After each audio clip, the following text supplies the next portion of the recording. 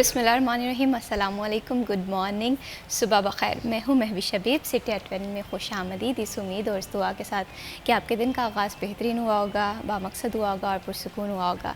दिन के आगाज़ के टाइम मुझे लगता है कि सबसे ज़्यादा जो दुआ मांगने की ज़रूरत ये होती है कि अल्लाह ताला हमें खैरियत वाली और सेहतमंद ज़िंदगी दे, क्योंकि आज का हमारा प्रोग्राम भी है सेहत के मसाइल के हवाले से। एक तरफ हम देख रहे हैं कि फैसलाबाद शहर में स्मोक का ख़दशा ज़ाहिर किया जा रहा है और दूसरी जानिब डेंगू केसेस का जो इजाफ़ा है वो फैसलाबाद में देखने में मिल रहा है, जिसमें मैं ये समझती हूँ कि बीइंग अ सिटीज़न हमें भी एहतियात करने की ज़रूरत है। महकमा सेहत की जानिब से किस तरह से इनिशिएटिव लिए जा रहे हैं, इंतज़ामिया कितनी ज़्यादा मुतहरिक है डेंगू केसेस को कंट्रोल करने के लिए, इस हवाले से भी हम प्रोग्राम में बात करेंगे। और साथ ही साथ देखेंगे फैसलाबाद का मौसम कैसा रहेगा, क्योंकि एयर क्वालिटी इंडेक्स जो है वो फैसलाबाद में हम देख रहे हैं कि गुज़श्ता एक वीक से एक ख़तरनाक हद तक बढ़ता हुआ दिखाई दे रहा है। ऐसे में महकमे किस तरह से अपना रोल प्ले कर रहे हैं, किस तरह से इनिशिएटिव लिए जा रहे हैं ताकि हम आलूदगी को कंट्रोल कर सकें और शहर की जो साफ़ सुथरी फ़िज़ा है इसे बरकरार रखा जाए। इसके साथ साथ हम आपकी सालगिरह वाला सेगमेंट जो है वो भी प्रोग्राम में शामिल करेंगे और सबसे ख़ास मौजू जिसमें बहुत सारे लोगों को खौफ भी होता है और तजस्सुस भी होती है, वो है जिन्नात की हकीकत। क्या जिन्नात रियल में एग्ज़िस्ट करते हैं? अगर एग्ज़िस्ट करते हैं तो इस्लाम इस हवाले से क्या कहता है? इस पर भी हम 11 बजे गुफ्तगू करेंगे। तो सबसे पहले देखते हैं फैसलाबाद का मौसम कैसा रहेगा हमारे टुडेज़ वेदर के सेगमेंट में। फैसलाबाद के मौसम के हवाले से बात करें तो फैसलाबाद का मौसम जो है वो गुज़श्ता एक वीक से खुशगवार दिखाई दे रहा है। अलबत्ता एयर क्वालिटी इंडेक्स जो है वो बढ़ता हुआ दिखाई दे रहा है, जिसकी वजह से थोड़ी सी अलार्मिंग सिचुएशन है। आज फैसलाबाद का मौसम कैसा रहेगा? मरियम रज़ा हमारे साथ मौजूद हैं। जी मरियम, बताइएगा फैसलाबाद के वेदर को लेकर क्या अपडेट्स हैं?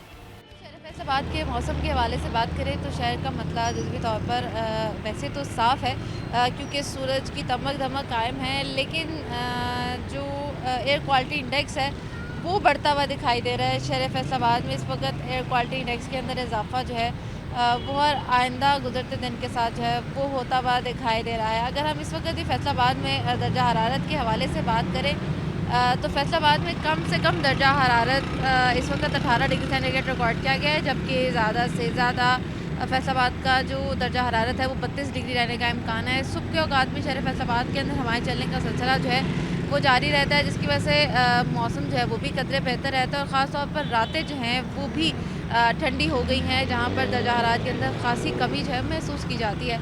अगर हम एयर क्वालिटी इंडेक्स के हवाले से बात करें तो फैसलाबाद में हर गुजरते दिन के साथ एयर क्वालिटी इंडेक्स के अंदर इजाफा हो रहा है और आज शहर फैसलाबाद का AQI लेवल जो है वो 200 पॉइंट्स तक जा पहुंचा है, जो कि खासा ज़्यादा है और इसमें हसास अफराद के लिए एहतियाती तदाबीर का मशवरा भी दिया गया है।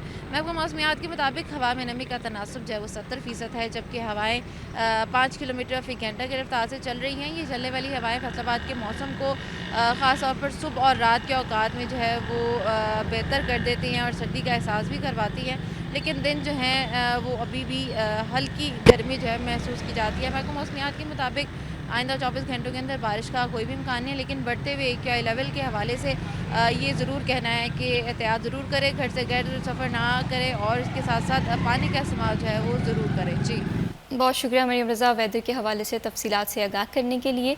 वाकई मौसम जब बदलता है हम देखते हैं कि इंसान की सेहत पे बहुत ज़्यादा असरात नज़र आते हैं। कभी डेंगू के केसेस हमें बढ़ते हुए दिखाई देते हैं और कभी स्मोक का ख़दशा जो है वो फैसलाबाद के शहर को अपनी लपेट में ले लेता है।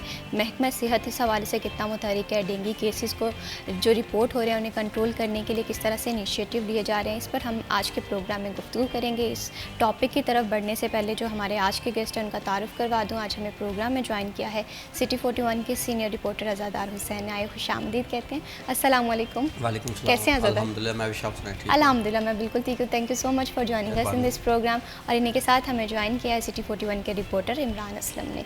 अस्सलाम वालेकुम। कैसे हैं इमरान आप? मैं अल्हम्दुलिल्लाह ठीक हूँ। सेहत के जो मसाइल चल रहे हैं तो वाकई आज के दौर में ये पूछना एक दूसरे से कि आप खैरियत से हैं ये बड़ा ज़रूरी हो गया है। ज़्यादा डेंगू के केसेस जो हैं वो बढ़ते हुए दिखाई दे रहे हैं। शहरी जो हैं इसमें काफ़ी ज़्यादा पैनिक भी हो रहे हैं। क्या सिचुएशन है, क्यों ये मामला कंट्रोल में नहीं आ रहे? देखें, सितंबर तक बात की जाए तो डेंगू कंट्रोल में था। जैसे ही माह अक्टूबर का महीना शुरू हुआ है तो डेंगू जो है आउट ऑफ कंट्रोल हो चुका है। डेंगू केसेस जो है बड़ी तेज़ी से बढ़ते जा रहे हैं। फैसलाबाद में अलाइड 1 और अलाइड 2 के हाल से बात की जाए तो गुज़िश्ता 24 घंटे के दौरान रोज़ाना की बुनियाद पे 7 से 8 मरीज़ जो हैं वो रिपोर्ट हो रहे हैं।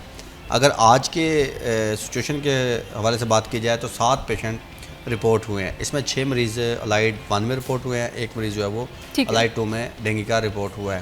اور اس میں ایسے ہوا ہے کہ پہلے ایک وارڈ تھی آئسولیشن وارڈ الائٹ 1 میں, تو وہاں پہ پیشنٹ کی جب تعداد بڑھی, کیونکہ وہاں پہ سہولت دی گئی ہے, ایک وارڈ ایک کمرے میں 2 بیڈ لگائے گئے ہیں, ٹھیک ہے, واش روم اٹیچ ہے, وہاں پہ ایئر کنڈیشن لگا ہوا ہے, 24 گھنٹے کے لیے ڈاکٹر موجود ہیں, سٹاف نرسز بھی وہاں پہ اور پیرامیڈک سٹاف کا عملہ وہاں پہ موجود ہے. اب پیشنٹس کی جو تعداد ہے وہ بڑھتے ہوئے, اگر تو ایک پیشنٹ ہے تو ایک پیشنٹ کے ساتھ اس کا رشتہ دار, اس کی بہن, اس کا بھائی, اس کی والدہ, اس کا والد پیشنٹ کے ساتھ جو ہے وہ رہ سکتا ہے. مگر جب تعداد بڑھتی ہے تو ایک کی جگہ جو دوسرا بیڈ ہوتا ہے وہاں پہ بھی پیشنٹ کو لٹانا مجبوری بن جاتی ہے تاکہ زیادہ سے زیادہ مریض مستفید ہو سکیں.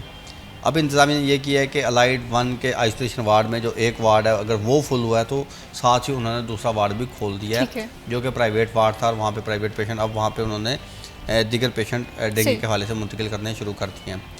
وارڈز بڑھائے ہیں, بیڈ کی تعداد آلریڈی بڑھائی گئی ہے, تو علاج معالجی سہولیات فراہم کی جا رہی ہیں. 16 پیشنٹ ابھی بھی الائٹ میں زیر علاج ہیں جو کہ مثبت رپورٹ ہوئے تھے اور انہیں علاج معالجی سہولیات فراہم کی گئی ہیں. رواں سال اگر الائٹ 1 کے حوالے سے بات کی جائے تو اب تک 128 مریض رپورٹ ہو چکے ہیں الائٹ 1 میں, اور 21 مریض رپورٹ ہوئے ہیں الائٹ 2 میں. اس طرح ٹوٹل 149 مریض رپورٹ ہوئے ہیں, اور اس 149 میں سے اب تک ایک مریض کی موت واقع ہوئی تھی, مگر اس کے اوپر جب انویسٹیگیشن کی گئی اور پوری کمیٹی بیٹھی تو انہوں نے کہا کہ یہ جو پیشنٹ تھا یہ ڈینگی کے باعث جاں بحق نہیں ہوا, ٹھیک ہے, اسے لیور کا مسئلہ تھا, اسے نمونیا کا اٹیک تھا, اس کے گردے میں پرابلم تھی. پیشنٹ جو تھا وہ آلریڈی کریٹیکل تھا, اور اس کے حساب سے ڈینگی بھی ہو گیا, اس حساب سے ڈینگی بھی ہو گیا. تو اس لیے انہوں نے اس کی جو کنسیڈر تھی وہ ڈینگی سے موت نہیں کی, انہوں نے کہا یہ ادر دین ڈینگی اسے جو ہے وہ شامل رپورٹ میں کیا جا رہا ہے. تو الحمدللہ فیصل آباد میں بھی ڈینگی کے حوالے سے سب سے اچھی بات یہ ہے کہ کوئی بھی موت واقعہ نہیں ہوئی, تاہم کیسز جو ہے وہ رپورٹ ہو رہے ہیں. شروع میں اگر ہم نے دیکھا کہ فیصل آباد ڈویژن میں جو جھنگ ہے, جھنگ میں بہت تیزی سے غالباً رشید آباد علاقہ ہے جھنگ کا, یا رشید پورہ, جہاں تک رشید آباد یا رشید پور, وہاں پہ ہم نے دیکھا کہ ڈینگی کے کیسز بڑی تیزی سے بڑھ رہے ہیں. وہاں پہ 12 سے 13 جب ڈینگی کے کیسز ہوئے تو محکمہ ہیلتھ اینڈ پاپولیشن بھی متحرک ہوئی, اور انہوں نے باقاعدہ طور پہ ڈی جی ہیلتھ فیصل آباد آئے, فیصل آباد کے بعد وہ جھنگ گئے, اور پھر ایک پلاننگ کی کہ فیصل آباد سے انٹمالوجسٹ اور جو ڈینگی کی ٹرین ٹیمیں ہیں وہ اس مخصوص علاقے میں جائیں گی اور وہاں پہ جا کے سرویلنس کریں گی, چیک کریں گی کہ ڈینگی کے کیسز وہاں پہ کیوں بڑھ رہے ہیں. تو ہم نے دیکھا کہ ٹیم آئی, بندوں کی ڈیوٹیاں جو تھی وہ بھی اس علاقے میں لگی, مگر فی الحال اب تک رواں سال میں 16 پیشنٹ جو ہیں وہ ٹھیک ہے. وجوہات پتہ چلیں کہ وہاں پر یہ جو مرض ہے یہ کیوں بڑھ رہا تھا, کیا وہاں پر احتیاط نہیں اس طرح سے کی جا رہی تھی, لوگ پانی جمع کر کے رکھ رہے تھے, کچھ سمجھ میں اچھا جو وہاں پہ ٹیمیں گئی ہیں, ہماری ٹیموں سے بھی اس موقع پہ بات ہوئی تھی کہ کیا وجہ ہے کہ دیکھیں فیصل آباد کا بڑا شہر ہے, مگر فیصل آباد کی نسبت جھنگ جو ہے وہ ڈینگی سے بہت زیادہ متاثر ہوا ہے.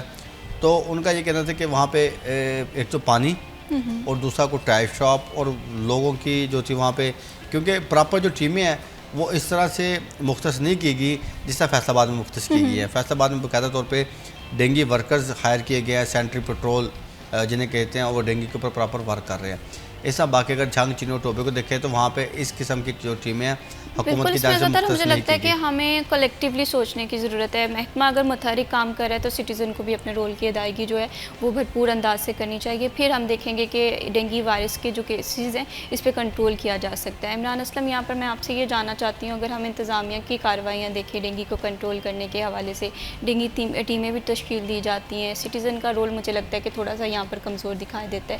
آپ کیا دیکھتے ہیں کہ کیوں کیسز میں اضافہ ہو رہا ہے؟ بالکل ایسا ہی ہے جیسا کہ ضلع انتظامیہ فیصل آباد کی تحصیل صدر کی بات کر لیں, فیصل آباد کی تحصیلوں کی بات کر لیں, جڑاں والا, جمرہ, تانزے والا, سمندری اور تحصیل سٹی میں, یہاں پر جو سب سے بڑا مسئلہ ہے تعلیمی اداروں میں مسئلہ ہے کہ وہاں پر آپ کے تعلیمی اداروں میں جو پرائمری سکولز ہیں وہاں پر جو گارڈننگ کا شعبہ ہے, ان کے جو مالی وغیرہ رکھے ہوئے ہیں, وہاں پر ڈینگی کیسز کے حوالے سے بڑھنے کا خدشہ ظاہر ہو سکتا ہے, کیونکہ نہ تو وہاں پہ ڈینگی چھڑکاؤ سپرے کی جاتی ہے, اور کسی بھی اسکول میں وزٹ کریں, یہ سی او جو ایجوکیشن ہے ان کی جانب سے بھی الارمنگ کیا گیا تھا کہ جو ڈینگی کے بڑھتے ہوئے کیسز ہیں اس میں سکولز ایجوکیشن ڈپارٹمنٹ جو ہے اس کو متحرک کرنا پڑے گا ہر روز.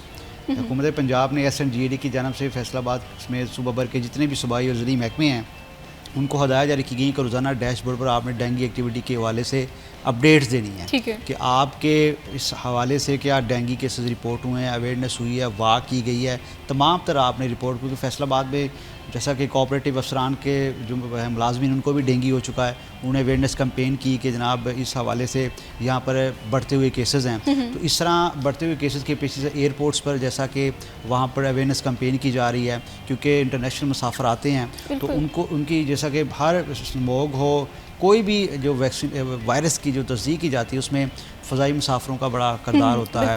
سب سے پہلے ان کی چیک اینڈ ویلنس آئسولیشن سے لے کے تمام تر, کیونکہ اب وہ وہاں پر کاؤنٹر بھی قائم کر دیے گئے ہیں کہ اگر ڈینگی کی جو تشخیص ہوتی ہے آپ لوگوں کو تمام تر جو میس ہے ہیلتھ ڈپارٹمنٹ کا جو وہاں پر کاؤنٹر لگا ہوا ہے, تمام ادارے لگے ہیں, کیونکہ NIH کی جانب سے تمام ہدایات ہیں کہ کوئی بھی ایسا مسافر جن میں سمٹمز ہیں, خواہ وہ باہر سے آ رہا ہے خواہ وہ پاکستان سے جا رہا ہے, اس کو آپ نے آئسولیٹ کرنا ہے, اس کو آپ نے پرواز سوار نہیں ہونے دینا, کیونکہ ایک بڑا الارمنگ سچویشن ہے. آپ تھرو دا ورلڈ دیکھ لیں کہ اس طرح کے مسافروں کو بڑا آئسولیٹ کیا جاتا ہے کیونکہ یہ وائرس ہے, اس سے پھیلنے کا خدشہ ہے. تو ضلع انتظامیہ کو اپنے اون پر کارروائیاں کرنی چاہیے. جو کالجز ہیں, اس کے ساتھ ساتھ جو پبلک سیکٹرز کے دفاتر ہیں, وہاں پر اویئرنیس کمپین کے ساتھ جو سب سے بڑا مسئلہ وہ ڈینگی جو سپرے ہے اس کا چھڑکاؤ ہے. دیہات دور دراز علاقوں میں یہ بڑا مسائل دیکھنے کو ملے ہیں. بعض علاقوں میں سیوریج کے مسائل ہیں. بالکل دیکھیں جو بڑا مسئلہ ہے تو یہی ہے نا کہ جو پولیو ہو یا ڈینگی ہو وہ سیوریج ایشو سے بہت زیادہ پھیلتا, اس میں تصدیق بھی کی جاتی ہے. تو میں سمجھتا ہوں کہ ضلع انتظامیہ کو اس طرف آنا ہوگا کہ آپ کم سے کم ان علاقوں کا وزٹ کروائیں, واسا کو لے کے جائیں, دیگر اداروں کو لے کے جائیں, کم سے کم جو نکاسی آب کا سسٹم ہے وہ بہتر کیا جائے تاکہ ڈینگی جو لاروا ہے وہ کھڑے پانی سے پھیلتا ہے. تو اس طرح جو بینگ اے سٹیزن تو ہر گھر کی انفرادی ذمہ داری ہے کہ اس میں اپنا کردار ادا کریں, لیکن ضلع انتظامیہ بھی ایک میسو لیول پہ ذمہ داری عائد ہوتی ہے, کیونکہ تمام تعلیمی ادارے ہیں, ہیلتھ سیکٹر ہے, اس کے ساتھ ساتھ تمام جو عوامی مقامات ہیں, جیسا ریلوے اسٹیشن لے لیں آپ, لاری اڈا لے لیں, یہاں پر روزانہ کی بنیاد پر شہریوں کا رش دیکھنے کو ملتا ہے. تو اس طرح کے جو مقامات ہیں وہاں پر آئی تھنک بڑی ضرورت ہے, کیونکہ WHO ہر سال فنڈنگ کرتا ہے اس حوالے سے کہ کم سے کم کوئی بھی جو ہیلتھ سیکٹر کا منصوبہ ہے اس کو ہم پاکستان میں اچیومنٹ کے طور پر رکھیں. والنٹیئرس ہائر کرتے ہیں, اور اس طرح میں سمجھتا ہوں کہ ضلع انتظامیہ کو اپنا بڑا کردار ادا کرنا پڑے گا کہ جس طرح آپ گورنمنٹ سیکٹر میں افسران کو ڈینگی کے کیسز ہو رہے ہیں, تو آئی تھنک فیصل آباد میں بڑا اس پہ الارمنگ سچویشن ہے کہ جو ڈینگی کی سپرے ہے چھڑکاؤ, اس حوالے سے تعلیمی اداروں اور پبلک سیکٹر بلڈنگ میں کم سے کم یہ کردار ضرور ادا کرنا چاہیے. بالکل اسی طرح سے, اور شہریوں کو بھی اپنا جو ہے اپنا خیال رکھنے کی بہت زیادہ ضرورت ہے. اور دیکھیں آپ کو بخار ہو رہا ہے یا کوئی بھی ڈینگی کے حوالے سے سمٹم شو ہو رہے ہیں تو فوراً سے ڈاکٹر سے رجوع کرنا چاہیے بر وقت. فردر بھی ہیلتھ کے مسائل کے حوالے سے بات کریں گے. پروگرام میں وقت ہوا جی بریک.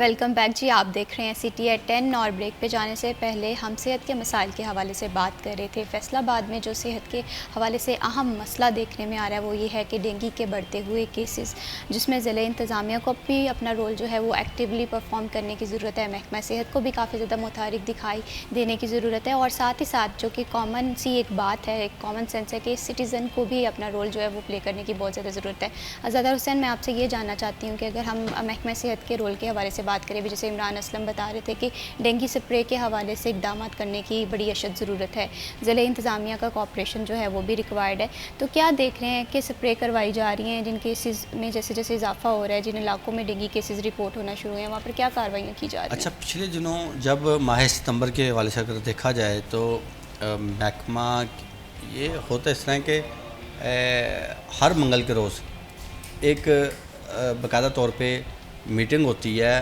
جس میں تمام افسران, نہ صرف محکمہ صحت بلکہ تمام جتنے بھی محکمے اس میں کام کر رہے ہیں, ان تمام محکموں کے فوکل پرسن اس میٹنگ میں شریک ہوتے ہیں. بالخصوص اگر بات کی جائے واسا ہے, PHA ہے, محکمہ نہار ہے, محکمہ تعلیم ہے, محکمہ ہیلتھ تو ہے ہی ہے, اس سمیت دیگر محکمے تقریباً 12 سے 14 کے قریب محکموں کے افسران اس میٹنگ میں شریک ہوتے ہیں اور اپنی پرفارمنس رپورٹ پیش کرتے ہیں کہ انہوں نے کیا کیا اقدامات ڈینگی کے حوالے سے اپنے اپنے محکموں میں کیے. جیسے محکمہ تعلیم کے حوالے سے بات کی جائے تو وہاں پہ باقاعدہ طور پہ ٹریننگ کروائی ہوئی ہے اور بتایا گیا انہیں کہ یہ وہ مقامات ہیں, یہ وہ اقدامات ہیں جن کے سبب ڈینگی لاروا بن سکتا ہے, اور اگر ایسے مقامات ہیں تو انہیں آپ نے کس طرح ختم کرنا ہے, تو اس کی پھر موبائل پک بنانی ہے، موبائل پک بنا کے ایک ویب سائٹ یا ایک انہوں نے جو سافٹ ویئر اپڈیٹ کیا ہوا ہے اس سافٹ ویئر کے ذریعے انہوں نے وہ اپنی کارروائی جو ہے وہ شو کروانی ہے، اور وہ پھر جو ہے وہ حکومت پنجاب تک جا رہی ہے اس کی رسائی۔ پچھلے دنوں کچھ بوگس کارروائیاں بھی وہ دیکھنے میں ملی ڈپٹی کمشنر فیصل آباد کی جانب سے، محکمہ واسطہ، پی ایچ اے، محکمہ تعلیم اور اس میں دیگر افسران کو یا ان کے جو ایچ او ہیں، جو ہیڈ ہیں، انہیں باقاعدہ طور پہ شوکاز نوٹس بھی جاری کیے گئے ڈینگی کی نااہلی برتنے پر کہ وہ ڈینگی کے حوالے سے اقدامات نہیں اٹھا پا رہے۔ تو محکمے جو ہے وہ مختلف کام کر رہے ہیں، ہر ہفتے ہر منگل کو اس کی باقاعدہ میٹنگ بھی ہوتی ہے، ضلع کی سطح پہ ڈپٹی کمشنر باقاعدہ سے خود چیئر کرتے ہیں۔ اچھا اگر ڈی سی نہ ہو تو پھر کوئی اے ڈی سی جو ہے وہ چیئر کرتا ہے۔ انتظامیہ فل فوکس کر رہی ہے، ڈینگی ٹیمیں بھی متحرک ہیں، جاتی ہیں مختلف علاقوں میں ڈینگی تلاش کرتی ہیں۔ جہاں تک بات کی آپ نے سپرے کی، تو جیسے میں نے ماہ ستمبر میں جب انہیں کہا کہ آپ نے فلانی جگہ پہ سپرے کرنا ہے، تو محکمہ صحت کیونکہ وہ جو سپرے ہوتی ہیں وہ انہیں چلانے کے لیے فیول کا استعمال کرنا ضروری ہوتا ہے، ان مشینوں میں فیول ڈلتا ہے، فیول کے بعد وہ مشینیں چلتی ہیں، اس کے بعد پھر وہ سپرے ہوتا ہے۔ تو وہ کہتے ہیں کہ جی پچھلے دنوں ظاہری بات ہے فیول کے حوالے سے محکمہ صحت کو مشکلات کا سامنا تھا۔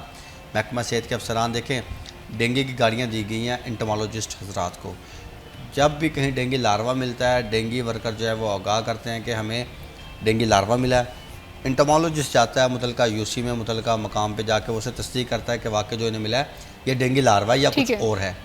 جب انٹمالوجسٹ کی جانب سے تصدیق کر دی جاتی ہے کہ یہ واقعی ڈینگی لاروا ہے، تو پھر وہاں پہ مکینیکل ایکٹیویٹی، ٹیکنیکل ایکٹیویٹی یا پھر ڈینگی سپرے یا جو بھی کرنا ہوتا ہے وہاں پہ کرتے ہیں۔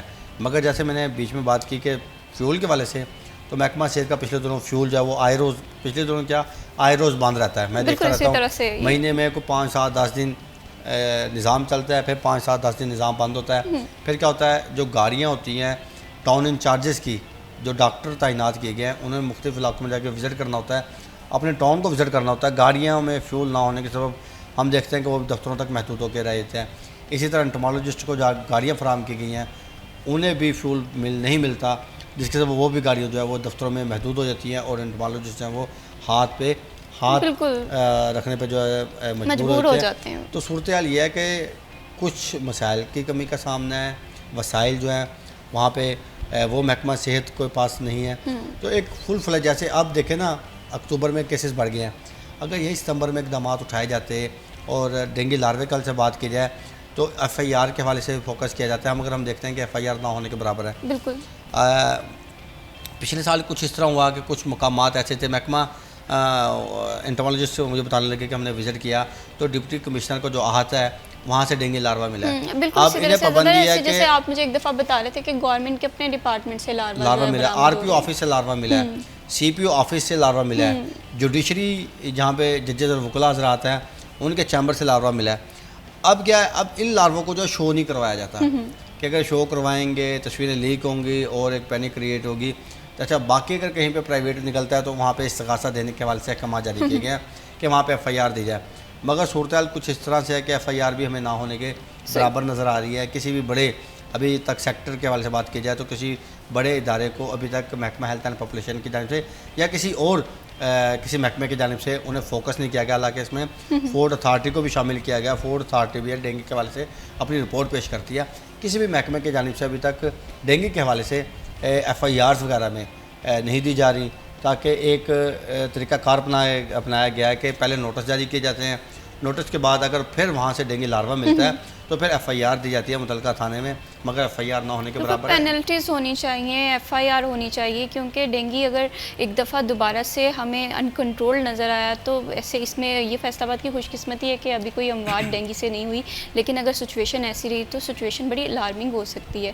عمران اسلم، یہاں پر میں آپ سے یہ جاننا چاہتی ہوں، ہم شہریوں کے رول کے حوالے سے اکثر پروگرام میں گفتگو کرتے ہیں کہ ہمیں ذمہ دار ہونا پڑے گا، ہمیں ذمہ دار ہونا پڑے گا، کیونکہ ہماری حکومت کے پاس وسائل بھی لمیٹڈ سے ہیں اور ظاہر سی بات ہے اتنے بڑے شہر کو مینیج کرنے میں تھوڑا کوآپریشن جو ہے وہ سٹیزن کا بھی ہونا چاہیے۔ تو کس طرح سے آپ دیکھ رہے ہیں اس چیز کو؟ بالکل ایسے ہی جیسے ڈینگی کے ساتھ ساتھ بات کریں تو ابھی جیسا کہ ڈینگی کے بھی شہری سفر کر رہے ہیں، اسموک کی صورتحال بھی کافی حد تک دیکھنے کو مل رہی ہے۔ ابھی ایسا کہ سٹارٹ ہو جائے گا جنوری تک، گورنمنٹ پنجاب نے کیا ہوا ہے محکمہ ماحولیات میں سرکولر کہ فیصل آباد جس سے نا ٹاپ، جس میں دلی کو بھی کاٹ دیتا ہے، ایئر کوالٹی انڈیکس اس حد تک بڑھ سکتا ہے۔ تو جس طرح ہیلتھ سیکٹر کو لے کے ڈینگی لے لیں، پولیو لے لیں، اسموک لے لیں، تمام ہمارے ہیلتھ سیکٹر سے جڑے مسائل ہیں، جن کے حل کے حوالے سے میں سمجھتا ہوں گورنمنٹ آف پنجاب کو بہت میسو لیول پر اقدامات اٹھانے کی ضرورت ہے. دیکھیں نا فیصل آباد میں انوائرمنٹل کمپلیکس ہے, لگ بھگ 24 کروڑ کی اسکیم ہے, اس پہ ابھی تک کام مکمل نہیں ہو سکا. بالکل صحیح. تو اسی طرح جتنی بھی جیسا کہ لاہور میں تو اسموک کی روک تھام کے والے انہوں نے گن کر دی ہے, پریونشن کر دی ہے, تو اس میں فیصل آباد میں ابھی تک وہ نہیں پہنچ سکی. تو میں سمجھتا ہوں کہ ہر وہ گورنمنٹ پنجاب سیکٹر فیصل آباد کو ہمیشہ سے ڈپرائیوڈ رکھتی ہے کہ ہر جو چیز ہے وہ لاہور میں سب سے پہلے انوینٹ کر دی جاتی ہے ایز کمپیئر ٹو فیصل آباد. فیصل آباد بڑا شہر ہے, انڈسٹری سٹی ہے.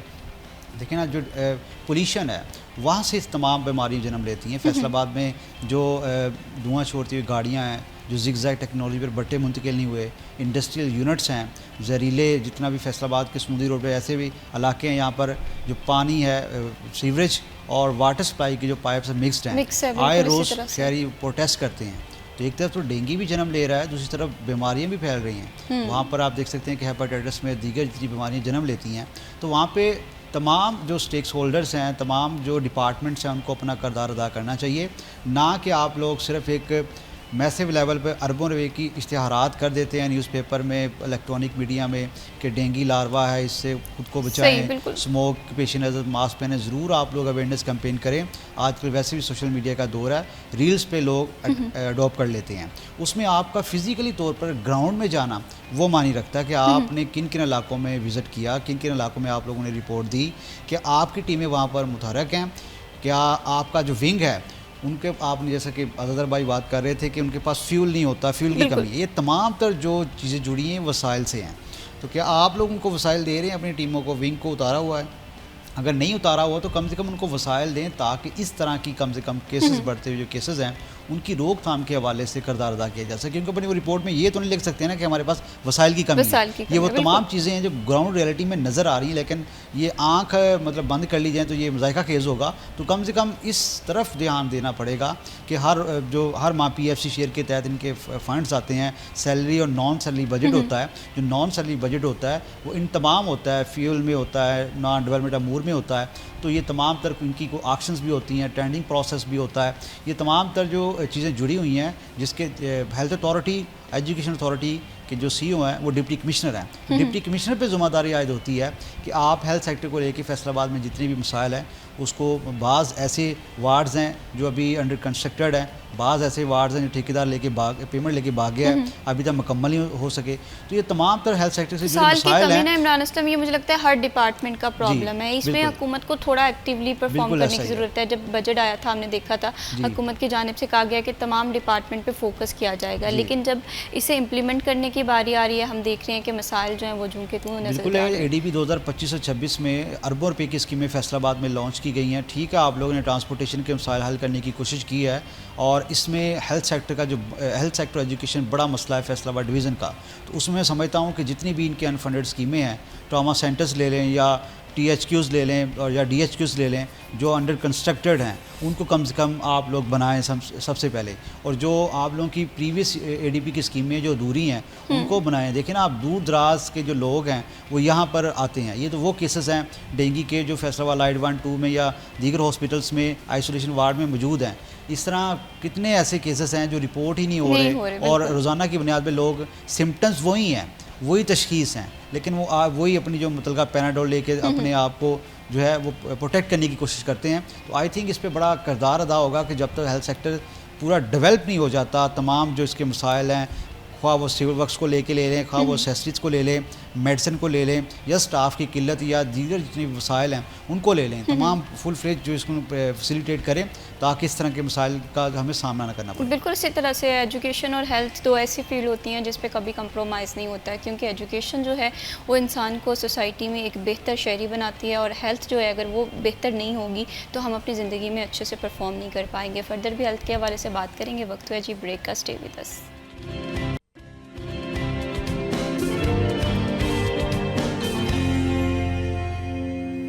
ویلکم بیک جی. آپ دیکھ رہے ہیں سٹی ایٹ 10 اور ہم بات کر رہے تھے صحت کے مسائل کے حوالے سے، کیونکہ اگر انسان کی صحت ٹھیک نہیں ہے تو انسان اپنی زندگی میں اپنا کوئی بھی اسٹیٹس انجوائے نہیں کر پاتا. اگر حالیہ دن کے حوالے سے بات کریں تو اسموگ جو ہے وہ دوسرا بڑا خدشہ ہے شہر میں، جس کی وجہ سے دیگر بیماریاں پھیلنے کا خدشہ ہے. ایسے میں شہریوں کو بھی تعاون کرنے کی ضرورت ہے اور ضلع انتظامیہ جو ہے وہ کافی زیادہ متحرک دکھائی دے رہی ہے. تو سب سے پہلے تو سوال یہ بنتا ہے کہ ہم اسموگ سے کیسے بچیں، کیونکہ ابھی وقت ہے، لیکن ایئر کوالٹی انڈیکس جو ہے وہ فیصل آباد کا آئے روز بڑھتا ہوا دکھائی دے رہا ہے. عزادار حسین، میں آپ سے یہ جاننا چاہتی ہوں کہ محکمہ صحت جو ہے وہ کیا بھرپور طریقے سے تیار ہے؟ خدا نہ خواستہ اگر اسموگ جو ہے وہ فیصل آباد میں ایک دفعہ انکنٹرولڈ ہوتی ہے تو کیا تمام تر چیزیں وسائل موجود ہیں؟ یہ نہ ہو کہ باقی چیزوں کی طرح ہم یہ بات کریں کہ فیصل آباد میں وسائل کی کمی ہے. دیکھیں، جب بھی کوئی نوٹیفیکیشن آتا ہے سرکار کی طرف سے تو حیرت ہوتی ہے کہ جب نوٹیفیکیشن آتا ہے ابھی ہمارے پاس پہنچتے ہی ہے 5 سے 10 منٹ کے بعد، آدھے گھنٹے کے بعد یا ایک دن کے بعد اگر آپ متعلقہ محکمے کے افسر سے پوچھیں، سی او سے پوچھیں، ڈی ایچ او سے پوچھیں تو وہ ساتھ ہی کہہ دیتے ہیں ہماری تیاریاں مکمل ہیں. نوٹیفیکیشن ابھی آیا ہے اور انہوں نے اقدامات جو ہیں، انتظامات جو ہیں پہلے کر لیے ہوتے ہیں. ظاہری باتوں نہیں پتہ ہوتا ہے کہ اب یہ موسم تبدیل ہو چکا ہے، اب یہ سموگ آئے گی، اب یہ ڈینگی آئے گا، اب یہ پولیو کا جو ہے وہ مہینہ آنے والا ہے اور اب فلانے امراض کے حوالے سے جو ہے وہ پھیلنے کا خدشہ ہے.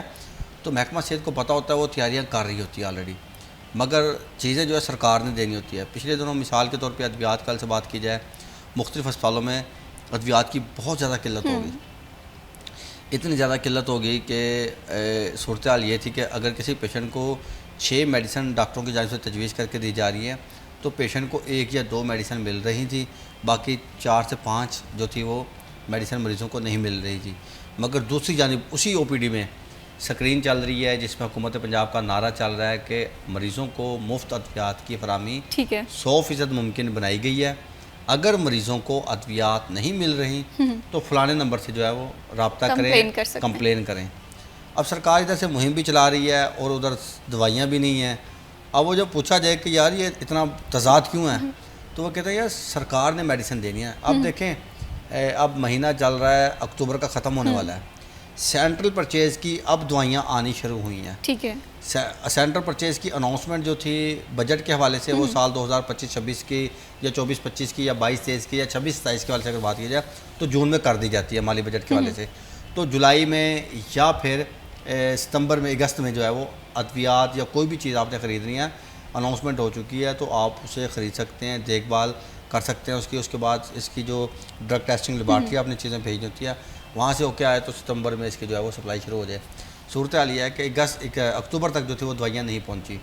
ابھی سینٹرل پرچیز اب آنی شروع ہوئی ہے اکتوبر کے مہینے. اب یہ جائے گی، مہینہ بھی لگ سکتا ہے، 2 مہینے بھی لگ سکتے ہیں. ڈرگ ٹیسٹنگ لیبارٹری میں سیمپل جائیں گے، وہاں سے رپورٹ اوکے ہوگی اور رپورٹ اوکے ہونے کے بعد یہ جو ادویات اور یہ جو دیگر سیمپلز یا دیگر جو سرجیکل آلات ہیں وہ سپلائی ہو سکیں گے مختلف اسپتالوں میں. پھر مریضوں کو ادویات کی فراہمی یا دیگر چیزوں کی سہولیات ممکن بنائی جائے گی. یہ میں نے آپ کو ایک مثال دی ہے. مثال میں نے آپ کو دی ہے آپ کے سموگ کے حوالے سے، جو آپ نے سموگ کا سوال پوچھا کہ انتظامات مکمل ہیں، ہماری تیاریاں کمپلیٹ ہیں. اچھا، میں نے آپ کو ساری صورتحال بتا دی کہ کیا صورتحال ہوتی ہے کیا نہیں. اب سموگ کے حوالے سے انہوں نے لیٹر جاری کیا ہے. اس میں دیکھیں سموگ میں سمجھتا ہوں کہ علاج کی نسبت احتیاط ضروری ہے.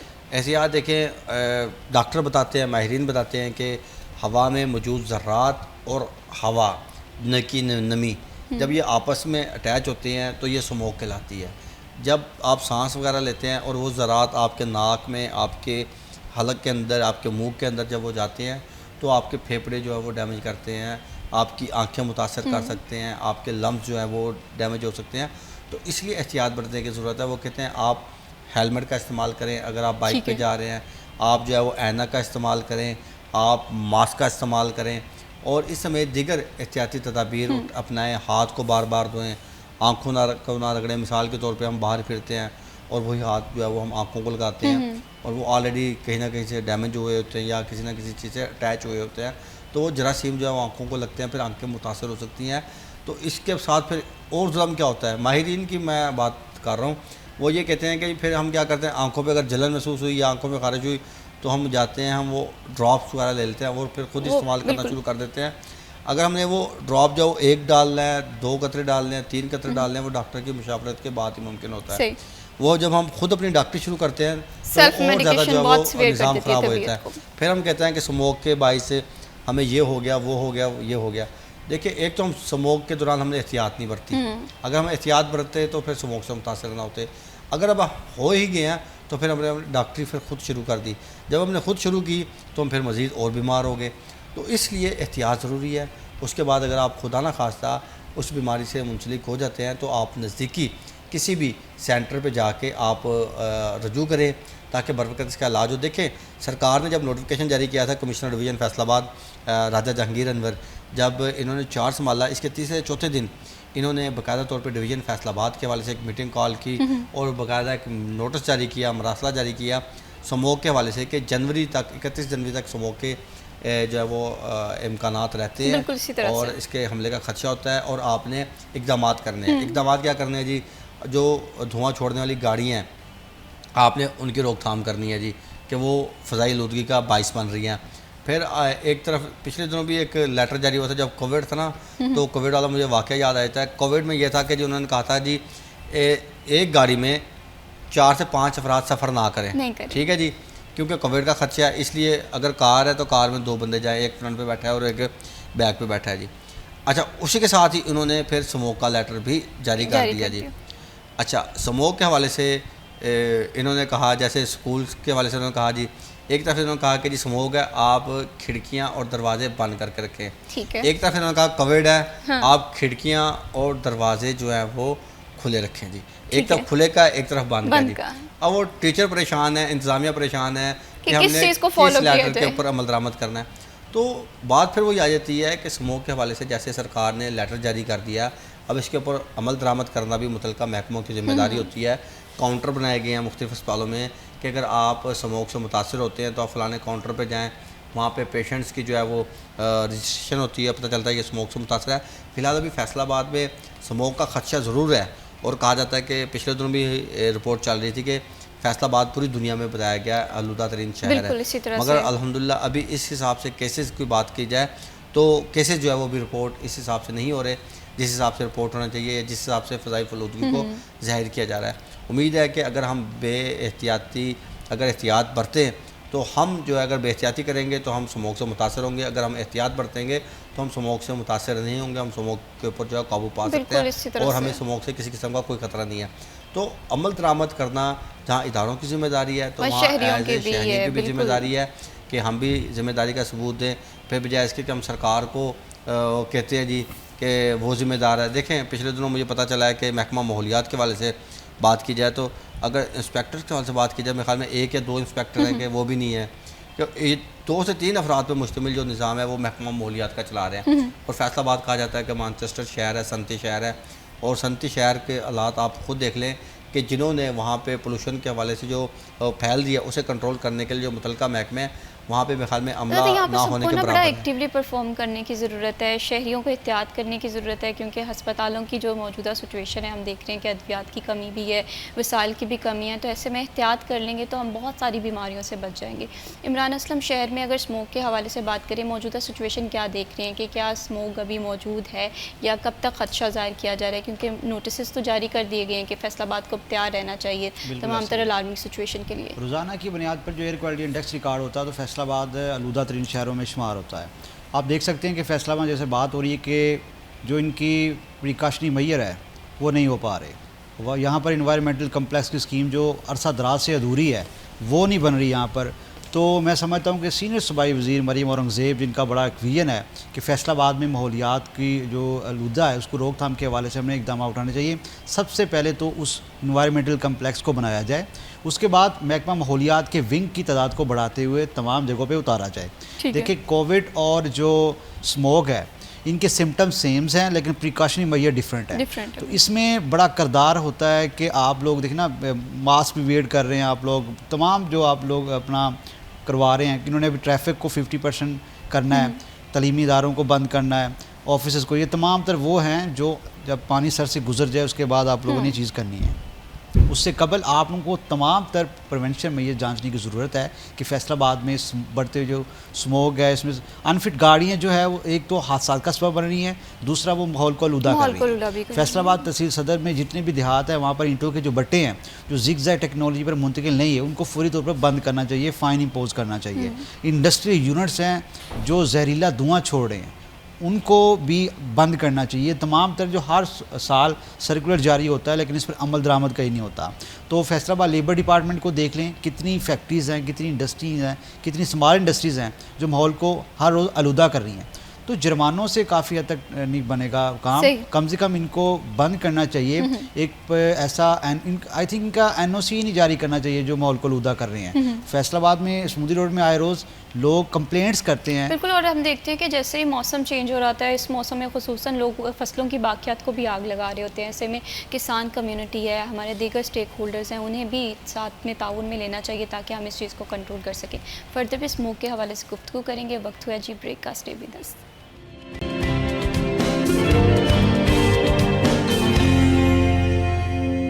Welcome back. آپ دیکھ رہے ہیں سٹی ایٹ 10 اور پروگرام میں اب بات کرتے ہیں گولڈ کی بڑھتی ہوئی قیمت کی. ایک بار پھر جو سونا ہے وہ پہنچ سے دور ہوتا ہوا دکھائی دے رہا ہے اور غریب عوام کا جو خواب ہے سونا خریدنا اب یوں محسوس ہو رہا ہے جیسے خواب ہی دکھائی دے گا. آج پھر سونے کی قیمت جو ہے ایک بار ہمیں بڑھتی ہوئی دکھائی دے رہی ہے. آج کے ریٹ کے حوالے سے مارکیٹ میں بات کریں، آج کا جو 1 تولہ ریٹ ہے وہ 4,47,900 روپے ہے. اور اسی طرح سے 10 گرام کے حوالے سے بات کریں 3,84,008 روپے میں 10 گرام گولڈ فروخت کیا جا رہا ہے. اگین میں بات کروں گی کہ شادیوں کا سیزن ہے اور شادیوں کے سیزن میں گولڈ کو ایک ٹریڈیشن بھی مانا جاتا ہے، لیکن جس حساب سے سونے کی قیمت جو ہے انسٹیبل ہمیں دکھائی دے رہی ہے. مہنگا ہوتا ہے تو ہم دیکھتے ہیں کہ اکٹھا ہی ایک دن میں 3 4 دفعہ مہنگا ہو رہا ہوتا ہے، اور کم جب قیمت ہوتی ہے تو بہت ہی غیر معمولی سی قیمت کم ہو رہی ہوتی ہے، جس کی وجہ سے شہری کافی زیادہ پریشان ہیں.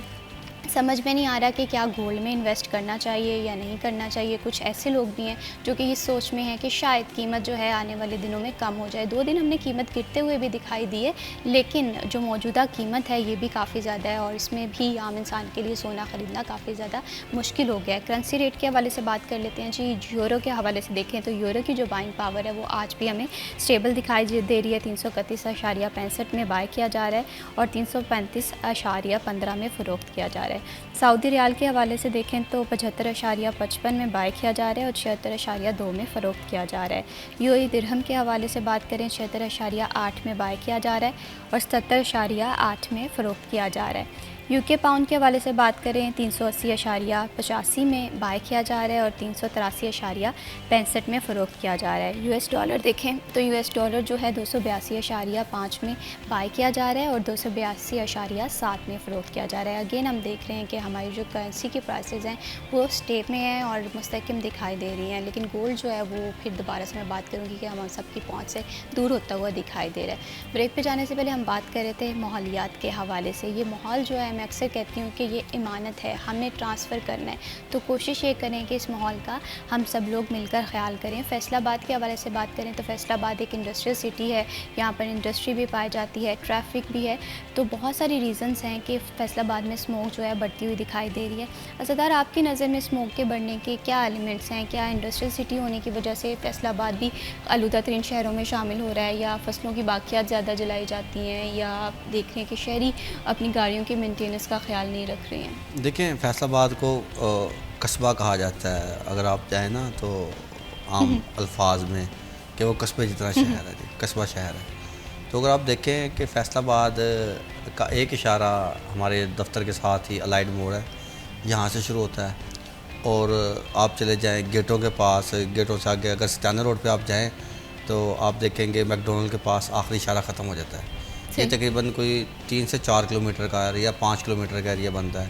اسی طرح آپ جڑال روڈ پہ چلے جائیں تو آپ دیکھیں وہاں پہ تیزاب مل چوک سے پہلے جو ڈی گراؤنڈ کو سڑک موو ہوتی ہے تو وہاں پہ ایک اشارہ لگا ہوا ہے. اگر آپ جھنگ روڈ پہ جائیں تو جھنگ روڈ پہ آپ کو چناب چوک جو ہے وہ جو چناب چوک ہے جس یونیورسٹی کے ساتھ، وہاں پہ اشارہ لگے گا. اس کے بعد جو ہے وہ کوئی اشارہ نظر نہیں آئے گا. تو فیصل آباد ایک بہت محدود سا شہر ہے، آبادی بہت زیادہ ہے، محدود شہر ہے، ٹریفک بہت زیادہ ہے اور اس کے ساتھ انڈسٹریل شہر ہے. تو میں سمجھتا ہوں کہ ایک تو گاڑیوں کا رش، آبادی کا بڑھتا ہوا آبادی ایک تو اس کی وجوہات، دوسرا گاڑیوں کا بہت زیادہ رش، اور تیسرا انڈسٹریل، یہ وہ چیزیں جو اسموک کا باعث بنتی ہیں فیصل آباد کے حوالے سے. جیسے عمران اسلم بتا رہا تھا کہ زگ زیگ کے حوالے سے بھٹے جو تھے وہ منتقل نہیں کیے گئے. اور ساتھ میں اگر آپ دیکھیں تو مختلف دیہات میں کل بھی جب گھر جا رہا تھا تو ایک بڑے پیمانے پہ فصل کو جو تھی وہ آگ لگائی گئی تھی، کیونکہ جب وہ آگ لگاتے ہیں تو وہ دھواں جو ہے کافی دور تک پھیلتا ہے اور کافی دیر تک اس کا جو دھوئیں کے اثرات رہتے ہیں، تو کسی قسم کی کوئی کارروائی نہیں ہوتی. اور یہ روزانہ کی بنیاد پہ اب کیونکہ یہ سیزن چل چکا ہے اور روزانہ کی بنیاد پہ جو وہاں پہ فصلیں ہیں انہیں آگ لگائی جائیں گی، روزانہ وہ یوں ہی دھواں جو وہ ہوا میں جائے گا. جب یہ ہوا میں جائے گا تو ظاہری بات ہے یہ اپنا اثر دکھائے گا. اثر دکھائے گا تو کسی نہ کسی کو متاثر کرے گا. متاثر کسی کے کرے گا، آپ کو کرے گا، مجھے کرے گا، عام شہری جو ہے وہ اس سے متاثر ہوں گے. اب پھر بات وہی آتی ہے کہ انتظامیہ کی نااہلی ہے. انتظامیہ جب تک کارروائیاں دیکھیں، جرمانے بھی کیے جاتے ہیں، بندے بھی پکڑے جاتے ہیں، مگر پھر باز نہیں آتے، پھر وہ فصلیں جلاتے ہیں، پھر ہم وہی گاڑیاں جو ہے وہ ان کا انجن وہ درست نہیں کرواتے، موبلائل چینج نہیں کراتے، گاڑیاں پھر وہی دھواں چھوڑ رہی ہوتی ہیں، گاڑیوں کو چینج نہیں کیا جاتا. اب مثال کے طور پہ الیکٹرک بسیں آئی ہیں، ایک اچھا اقدام ہے. ظاہری بات ہے یہ بتاتے ہیں کہ آلودگی کو کم کرنے کا جو ہے باعث بنے گا.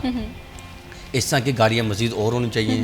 ہر گاڑی کو جو ہے وہ اسی لیول کے اوپر منتقل ہونا چاہیے تاکہ جو دھواں چھوڑنے والی گاڑیاں ہیں تو ان کے اوپر جو ہے وہ قابو پایا جا سکے. دوسری جانب جو فصلوں کو جلایا جاتا ہے، جو بھٹے وغیرہ ہیں، اگر آپ کو پتہ ہو کہ ان دنوں میں آ کے جو بھٹے ایسے ہیں جو کہ زگ زیگ پہ منتقل نہیں ہیں انہیں سیل کر دینا چاہیے یا پھر بھٹوں کو کچھ دنوں کے لیے بند کر دینا چاہیے، کیونکہ انسانی جان سے زیادہ کوئی چیز بھی اہمیت کی حامل نہیں ہے. اگر آپ ان بھٹوں کو بند کریں گے تو جو دھوئیں آئے روز ان کے سبب پھیلتے ہیں، ایک تو وہ روکے جا سکیں گے اور دوسرا انسانی جانوں کو جو ہے وہ بچایا جا سکے گا.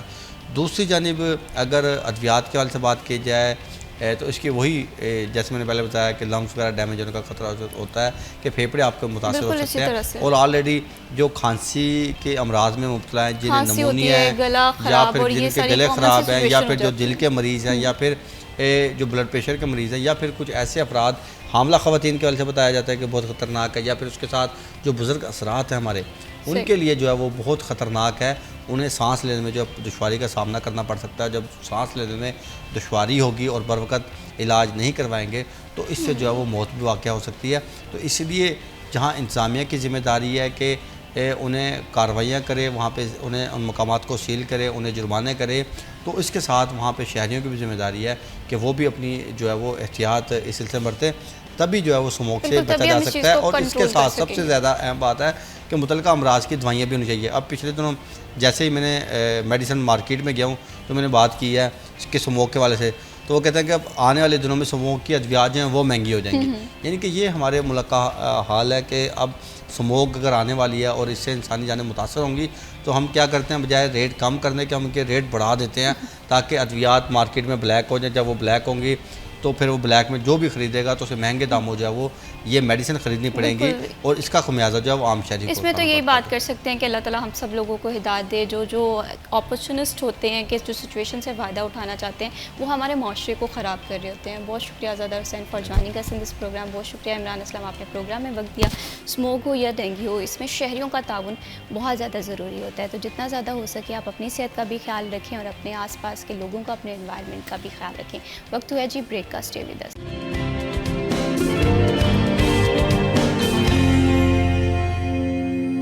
سٹی ایٹ 10 میں ایک بار پھر آپ لوگوں کو خوش آمدید بڑھاتے ہیں پروگرام کو آگے اور اب بات کرتے ہیں اشیاء خورد و نوش کے حوالے سے. ہم دیکھتے ہیں کہ ہر دن قیمتوں میں رد و بدل ہوتا ہے، وہ سبزیوں کی قیمت ہو، وہ فروٹس کی قیمت ہو، وہ چکن کی قیمت ہو. ہم دیکھ رہے ہیں کہ آج کے دور میں اور گزشتہ ایک ہفتے سے ٹماٹر جو ہے وہ کافی زیادہ مہنگا دکھائی دے رہا ہے. چکن کی قیمت جو ہے وہ غیر مستحکم دکھائی دے رہی ہے.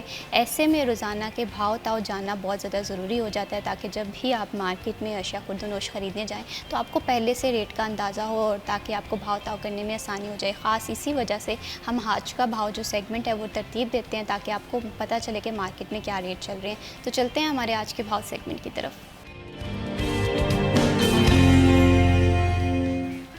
آج کے بھاؤ میں عبدالرحمان ہمارے ساتھ موجود ہیں. جی عبدالرحمان، بتائیے گا کہ مارکیٹ میں کیا سچویشن دیکھ رہی ہیں؟ کیا پھل اور سبزیاں آج بھی رد و بدل کے ساتھ قیمتیں جو ہیں وہ مینٹین رکھے ہوئے ہیں یا چکن جو ہے وہ آج بھی وی آئی پی ڈش ہے؟ بات کریں آج کی سبزیوں پھلوں برائلر مرغی کی قیمتوں کے حوالے سے تو آج یہاں پر اب برائلر مرغی کا گوشت 22 روپے مہنگا ہو کر 427 سے 449 روپے فی کلو جا پہنچا ہے۔ فارمی انڈا 332 روپے درجن ہو گیا، جبکہ جو آلو کچا چھلکا تھا وہ سابقہ قیمت 80 روپے پر برقرار ہے۔ پیاز 90 روپے فی کلو ہے، ٹماٹر سابقہ قیمت 175 روپے ہے، تاہم مارکیٹ میں 550 روپے فی کلو فروخت ہو رہا ہے۔ ادرک چائنا 10 روپے اضافے کے بعد 530 روپے۔ لہسن کی بات کریں تو وہ 300 سے 350 کے درمیان فروخت ہو رہا ہے۔ سبز مرچ کی قیمت 80 روپے ہے، پھول گوبھی 5 روپے اضافے کے بعد 80 سے 85، بند گوبھی سابقہ قیمت 160 روپے پر برقرار ہے۔ گیا کدو 110 روپے فی کلو، بینگن 50 روپے، کھیرے 10 روپے اضافے کے بعد 130 روپے کلو، مٹر سابقہ قیمت 375 پر برقرار ہے۔ شملہ مرچ 300 روپے فی کلو، عربی کی قیمت 85 روپے۔ پھلوں میں سیب گاچا 300 روپے فی کلو پر برقرار ہے، کیلا کی قیمت 110 پر برقرار ہے۔ جاپانی پھل 180 روپے کلو، انار کنداری 20 روپے اضافے کے بعد 270 روپے چلا گیا، جبکہ چکوترا سابقہ قیمت 150 روپے پر برقرار ہے۔ یہ آج کی مارکیٹ کمیٹی کی قیمتوں کی صورتحال ہے۔ بہت شکریہ عبدالرحمن تفصیلات سے آگاہ کرنے کے لیے۔ بڑھاتے ہیں پروگرام کو آگے اور اب بات کرتے ہیں اس موضوع پہ جس موضوع کو لے کر ہم میں سے بہت سارے لوگوں کے دلوں میں خوف بھی ہوتا ہے، تجسس بھی ہوتا ہے، وہ ہے جنات کی حقیقت۔ ہم اکثر بچپن سے سنتے آئے ہیں، کوئی گھر کافی عرصے سے بند ہے تو وہاں پر جنات کی موجودگی کا احساس ہوتا ہے کہ اندھیری جگہ پہ جانے سے پہلے ہمیں بزرگ افراد جو ہیں وہ گھر کے منع کرتے ہیں کہ شاید یہاں پر جنات کا احساس ہے۔ کیا جنات جو ہیں وہ واقعی انسانوں کے آس پاس رہتے ہیں؟ کیا یہ انسانوں کو نقصان پہنچا سکتے ہیں؟ اگر کہیں پر جنات کی موجودگی کا احساس ہوتا ہے تو ان کے نقصان سے، ان کے شر سے کس طرح سے بچا جا سکتا ہے؟ آج ہم اسی ٹاپک پہ پروگرام میں گفتگو کریں گے، اور اس ٹاپک پہ گفتگو کرنے کے لیے ہمیں پروگرام میں جوائن کیا ہے علامہ ڈاکٹر عبدالحفیظ صاحب نے، اسلامی اسکالر ہیں، آئیے خوش آمدید کہتے ہیں۔ السلام علیکم علامہ صاحب، کیسے ہیں آپ؟ میں بالکل ٹھیک ہوں۔ بہت شکریہ آپ نے پروگرام کے لیے وقت نکالا اور انہیں کے ساتھ ہمیں جوائن کیا ہے علامہ عزیز الحسن عوان صاحب نے، آپ صدر ہیں منہاج القرآن علماء ونگ سے۔ السلام علیکم۔ وعلیکم السلام۔ کیسے ہیں علامہ صاحب آپ؟ جی الحمدللہ، آپ سنائیں ٹھیک ہیں؟ اللہ کا صحت شکر، میں ٹھیک بالکل ہے؟ ٹھیک، بہت شکریہ آپ نے پروگرام کے لیے وقت نکالا۔ سب سے پہلے علامہ ڈاکٹر صاحب آپ سے ہی میں گفتگو کا آغاز کروں گی۔ جنات کی حقیقت کے حوالے سے ہم دیکھتے ہیں کہ معاشرے میں مختلف طرح کی ایک باتیں پائی جاتی ہیں۔ کچھ لوگ کہتے ہیں یہ انسانوں کے آس پاس موجود ہوتے ہیں، کچھ لوگ کہتے ہیں کہ یہ انسانوں کو نقصان نہیں پہنچاتے۔ تو اسلام میں جنات کی حقیقت کے حوالے سے کیا فرمایا گیا؟ بسم اللہ الرحمن الرحیم، الحمدللہ رب العالمین، والصلاة والسلام علی سید الانبیاء والمرسلین وعلی آلہ واصحابہ اجمعین۔ اعوذ باللہ من الشیطان الرجیم، بسم اللہ الرحمن الرحیم۔ قل اوحی الیہ انہ استمع نفر من الجن فآمنا بہ۔ میڈم، جن جو ہے اس کا اگر لغوی معنی ہم دیکھیں تو وہ کہتے ہیں کہ جو نظر نہ آئے چیز۔ قرآن مجید میں کئی جگہوں پر لفظ اس طرح کا استعمال ہوا ہے، تو جس کا معنی ہوتا ہے چھپی ہوئی چیز، اسی لیے ہم اس مخلوق کو غیر مرئی مخلوق کہتے ہیں۔ ٹھیک ہے۔ اللہ رب العزت نے جو ہے وہ 3 مخلوقات پیدا کی ہیں، فرشتوں کی، جنوں کی اور انسانوں کی۔ اس کے علاوہ اور بے شمار مخلوقات ہیں، لیکن یہ جو اہم ترین مخلوقات ہیں، ان میں جو فرشتے ہیں وہ ان کو ہم نوری مخلوق کہتے ہیں، اور جنات جو ہیں یہ ناری ہیں، یعنی آگ سے بنے ہوئے ہیں اور نظر نہیں آتے، اور اسی طرح انسان جو ہے وہ مٹی سے بنا ہوا ہے۔ تو انسانوں سے پہلے اللہ رب العزت نے جنوں کو پیدا کیا تھا، جنوں کی مخلوق انسانوں سے پہلے موجود تھی اور فرشتوں کے بھی۔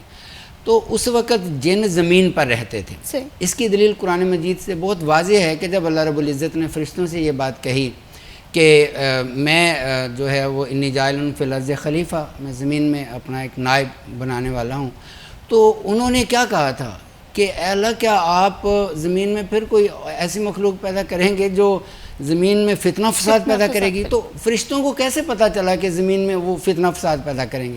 اس لیے کہ پہلے آلریڈی جن زمین میں رہتے تھے، اور انہوں نے جو ادم مچایا ہوا تھا زمین میں اللہ کی نافرمانی کا اور فتنہ فساد کا، تو اسی کو مد نظر رکھتے ہوئے فرشتوں نے یہ بات کہی تھی اللہ سے کہ یا اللہ، ایک تو مخلوق پہلے جو ہے وہ یہ کارنامے سر انجام دے رہی ہے، تو اب دوسری مخلوق پیدا کریں گے زمین میں جو یہ کام کرے گی۔ تو بہرحال جنات جو ہیں یہ ایک حقیقت ہے، وہ غیر مرئی مخلوق ہے، ہمیں نظر نہیں آتے، اور ان میں سے اکثریت جو ہے وہ مطلب شیطان جس کو ہم کہتے ہیں نا، شیطانوں میں سے اکثریت جنوں کی ہے، اور اللہ رب العزت نے انسانوں کے لیے بھی لفظ استعمال کیا ہے शैतान का, ठीक है। क्योंकि दो कुव्वतें हैं, एक हक और एक बातिल। एक बात हक जो है वो रहमान का गिरोह है, अल्लाह का गिरोह है, जिसको हम हिजबुल्लाह भी कहते हैं, और जो बातिल है वो शैतान का गिरोह है। अब जिन्नों और इंसानों में से जो भी अल्लाह के गिरोह में शामिल होंगे वो हक पर हैं, हक पर, और बेशक। जो शैतान के पैरोकार बनेंगे वो खा जिन होंगे या इंसान होंगे वो बातिल वो शैतान का गिरोह है। तो अल्लाह रब्बुल इज़्ज़त ने कुरान मजीद की जो आखिरी सूरह है, जिसको हम सूरह नास कहते हैं, तो उसमें अल्लाह रब्बुल इज़्ज़त ने कुल औज़ु बिरब्बिन नास मालिकिन नास इलाहिन नास मिन शर्रिल वसवासिल खन्नास अल्लज़ी युवस्विसु फ़ी सुदूरिन नास मिनल जिन्नति वन नास। अल्लाह ने दोनों के लिए ये लफ्ज़ इस्तेमाल किया है कि इंसान जो है वो पनाह मांगता है जो है वो शैतान के शर से, वो शैतान जिन्नों में से हो या इंसान में से हो। तो ये गैर मरी मखलूक है, ये इंसान के आसपास रहते हैं, इसी ज़मीन में रहते हैं और इंसानों को नुकसान भी पहुंचाते हैं, क्योंकि ये अल्लाह ने उनको जो है वो एक सलाहियत दी है। जब शैतान ने अल्लाह से कहा था कि या अल्लाह तूने मुझे जलील करके निकाल तो दिए है, तो अब मुझे अनज़िरनी इला यौम युबअसून, क़यामत तक के लिए मुझे मोहलत दे, फिर मैं देखूंगा कि इनमें से कौन तेरा फरमाबरदार बनता है। तो अल्लाह ने उसका ये चैलेंज कबूल इसलिए किया था कि ये हमारे लिए एक इम्तिहान था। अल्लाह देखना चाहता था कि अब मैं देखता हूँ कि इतनी सारे इनाम व इकराम के बावजूद और रहनुमाई के बावजूद जो अल्लाह ने पैगम्बरों के ज़रिए, किताबों के ज़रिए इंसानियत की है रहनुमाई, इसके बावजूद कौन ऐसे लोग हैं कि वो रहमान को छोड़कर शैतान के पीछे चलते हैं। तो जो शैतान की तरफ जाएंगे वो जिन्नात हों या इंसान हों, वो शैतान का गिरोह है। और जिन्नात जो हैं वो नुकसान पहुंचा सकते हैं, आसपास रहते हैं, कुरान से हदीस से इसकी बेशुमार मिसालें मिलती हैं। बिल्कुल इसी तरह से है, और वैसे भी कहा जाता है कि ये दुनिया जो है ये आजमाइश की जगह है। अल्लाह ताला हम सब लोगों को अपनी अपनी आजमाइश में पूरा उतरने की तौफीक दे। अल्लामा अज़ीज़ुल हसन साहब, आपसे भी मैं ये जानना चाहती हूँ, जिन्नात के हवाले से कुरान और हदीस में क्या फरमाया गया है? बिस्मिल्लाहिर्रहमानिर्रहीम। सबसे पहले तो मैं शुक्रिया अदा करता हूँ इदारा सिटी 41 का एक अहम मौजू पर, बल्कि अक्सर तौर पर ऐसे मौजू पर लोगों को आगाही दी जाती है जिसमें लोग परेशानी में मुब्तला हैं, ताकि वो राह रास्त पर चल सकें। माशाअल्लाह इस ज़िमन में डॉक्टर अब्दुल हफीज़ साहब ने बहुत हसन बातें इरशाद फरमाई। देखिए अल्लाह ताला के प्यारे महबूब करीम अलैहिस्सलाम ने फरमाया कि मैं तुम्हारे दरमियान दो चीज़ें छोड़ के जा रहा हूँ, जब तक तुम इनके साथ जुड़े रहोगे कभी गुमराह न होगे। उनमें एक कुरान और एक सुन्नत, और एक हदीस में कुरान और अहले बैत, दोनों चीज़ें हक़ हैं अपनी जगह पे। मैं यहाँ सिर्फ कुरान की बात लूँगा कि असल बात यह है कि कुरान हमारे पास मौजूद है, हदीस हमारे पास मौजूद है, लिहाजा ज़िंदगी का कोई मामला भी है तो हम बहसीयत मुसलमान हम पे लाजिम है कि हम उसको कुरान और हदीस के मुताबिक हैंडल करें। बेशक जो कुरान और हदीस हमारी रहनुमाई करता है उससे बड़ा कोई इल्म नहीं है। बेशक अल्लाह के कलाम से बड़ा इल्म कौन सा हो सकता है? नबी करीम अलैहिस्सलाम का कलाम मखलूक खुदा में सबसे बड़ा कलाम सरकार के कलाम से बड़ा कौन सा? बिल्कुल इसी वो तरह से। और तरीक़ा भी उन्हीं का सबसे आला मौजूद है। इसमें कोई शक नहीं है कि जिन्नात एक मखलूक है। अल्लाह ताला कुरान पाक में फरमाता है वमा खलक़तुल जिन्न वल इंसा इल्ला लियअबुदून, मैंने जिन्नों और इंसानों को इसलिए पैदा किया कि वो मेरी इबादत करें।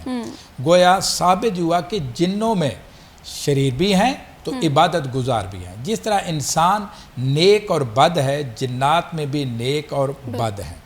रही ये बात कि उनके से डरना और उनकी ताकत, इसमें भी कोई शक नहीं है कि उनकी बड़ी ताकत है, लेकिन मैं ये बाबांगे दुहल कहूँगा कि इंसान सबसे ज़्यादा ताकतवर है। बल्कि इंसान की एक ख़ासियत है कि कोई अमल इखलास के साथ इंसान करता है, वो इखलास वाला अमल कायनात की हर चीज़ पर हावी है। बिल्कुल, वो वैसे भी कहा जाता है कि इंसान जो है वो अशरफुल मखलूक़ात है। जी, और बिल्कुल ऐसे ही देखिए कुरान पाक में हमें ये चीज़ें बड़ी वाज़ेह मिलती है। जैसे मैंने पहले बताया ना कि यह हादी किताब है। मुसीबत यह है कि मुसलमान जो है कुरान और हदीस से टूट चुका है, कुरान और सुन्नत से टूट चुका है। हम इनको सिर्फ बरकतों वाली किताबें समझते हैं और इनको अपनी रहनुमा किताब समझ करके, गाइड बुक समझ के हमने कभी नहीं पढ़ा इस किताब। बिल्कुल ऐसे ही है, बहुत कम है ऐसा। अब देखिए कुरान पाक में ही हज़रत सुलेमान अलैहिस्सलाम का वाक़या मौजूद है कि आपने اعلان فرمایا کہ ملکہ سبا میرے پاس آ رہی ہے، اس کے آنے سے پہلے اس کا تخت مجھے یہاں چاہیے، کون لے کے آئے گا؟ اب آپ کے دربار میں جنات بھی موجود ہوتے تھے، انسان بھی موجود تھے، ساری مخلوق موجود ہوتی تھی.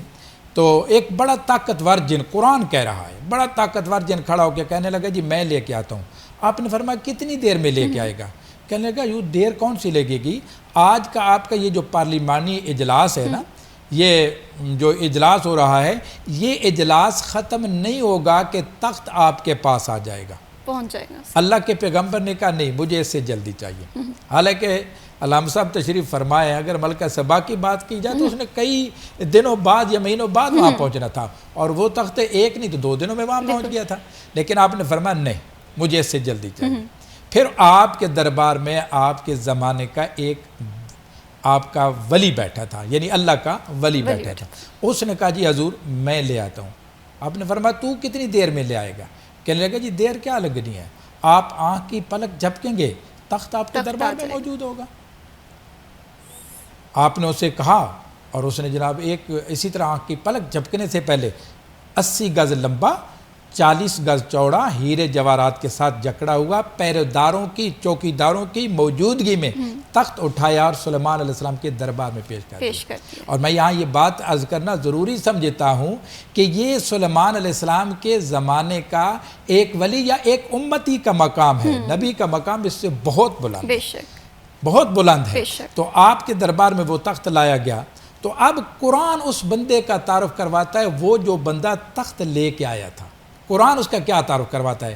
قرآن کہتا ہے کہ الذی عندہ علم من الکتاب، اس کے پاس کتاب کا علم تھا، اس زمانے کی کتاب کا، اس زمانے کی کتاب کا علم تھا.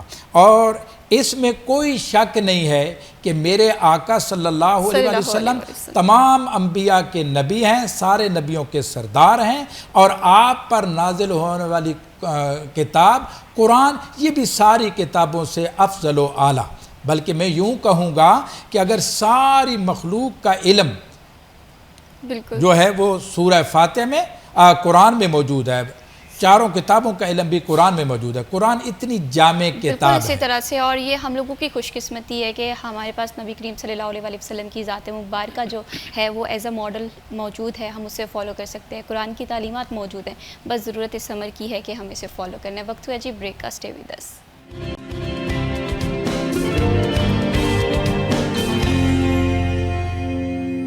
ویلکم بیک جی. آپ دیکھ رہے ہیں سٹی ایٹ 10 اور پروگرام میں ہم بات کر رہے ہیں جنات کی حقیقت کے حوالے سے. یہ وہ موضوع ہے جس سے ہم تمام تر لوگ، ہمیں ڈر بھی پایا جاتا ہے، لیکن ہمیں اگر کبھی کہیں پر کوئی موجودگی کا احساس ہو رہا ہوتا ہے، ہمیں سمجھ میں نہیں آ رہا ہوتا کہ ہم اس چیز سے کس طرح سے ٹیکل کریں. تو اسی وجہ سے ہم نے آج کا یہ پروگرام ترتیب کیا تھا. علامہ صاحب میں آپ سے یہ جاننا چاہتی ہوں کہ اکثر کہا جاتا ہے، ہمارے بزرگ یہ کہتے ہیں کہ جنات جو ہیں وہ اثر رکھتے ہیں، ایون کہ میں نے ایسا بھی سنا ہوا ہے کہ انسان کے اندر بھی آ جاتے ہیں. تو کس طرح سے ہم جنات کے شر سے محفوظ رہ سکتے ہیں؟ جی میم، اس کا بھی اللہ تعالیٰ نے بھی قرآن مجید میں بھی ارشاد فرمایا ہے کہ شیطان جو ہے وہ انسان کو مس کرتا ہے. اس کا مطلب یہی ہوتا ہے چھوتا ہے یا چمٹتا ہے. تو حدیث میں بھی اس طرح کے بہت سارے واقعات موجود ہیں. تو جو بھی جنات ہیں وہ پھر انسان کو نقصان پہنچانے کی صلاحیت اس لیے رکھتے ہیں کہ جب حق اور باطل کی دونوں قوتیں آمنے سامنے ہوں تو دونوں کی کوشش ہوتی ہے کہ وہ ایک دوسرے کو نقصان پہنچائے. تو یہ تو اللہ نے پھر ان کو اختیار یا ان کو یہ صلاحیت دے دی ہے نا. بات پھر وہی ہے کہ بطور آزمائش. تو اس لیے جو برے لوگ ہیں جنات میں، جیسے 2 طرح کے علامہ صاحب نے بھی ابھی ذکر کیا، اور قرآن کی سورہ جن میں بھی اس بات کا ذکر ہے کہ باقاعدہ اللہ نے جنوں کی اس گفتگو کو قرآن میں نقل کیا. انہوں نے کہا کہ وَأَنَّا مِنَّا الصَّالِحُونَ وَمِنَّا الْقَاسِطُونَ، ہم میں سے نیک لوگ بھی ہیں اور برے لوگ بھی ہیں، اور ہم میں سے جو ہے وہ اچھے لوگ بھی ہیں، بد بھی لوگ ہیں. تو جو برے لوگ ہیں وہ شیطان کا چونکہ گروہ ہے، اور شیطان نے اللہ کے دربار میں یہ چیلنج کیا تھا کہ میں تیرے بندوں کو تجھ سے دور کروں گا، اور وہ ہر طرح سے یہ کوشش کرتا ہے کہ میں نقصان پہنچاؤں اور بندوں کے جو عقائد ہیں ان کو کمزور کروں. اور ایسا ہوتا بھی ہے. یہ جو وسوسے جو کہتے ہیں نا کہ شیطان کی طرف سے آتا ہے، تو حدیث میں آتا ہے کہ جب بندہ نماز میں کھڑا ہوتا ہے جب اذان ہوتی ہے تو شیطان بھاگ جاتا ہے اللہ کے نام سے، اور پھر جب تکبیر ہوتی ہے اس وقت بھی شیطان بھاگ جاتا ہے، حالانکہ ہر وقت شیطان جنات انسان کے ساتھ ساتھ ہوتے ہیں۔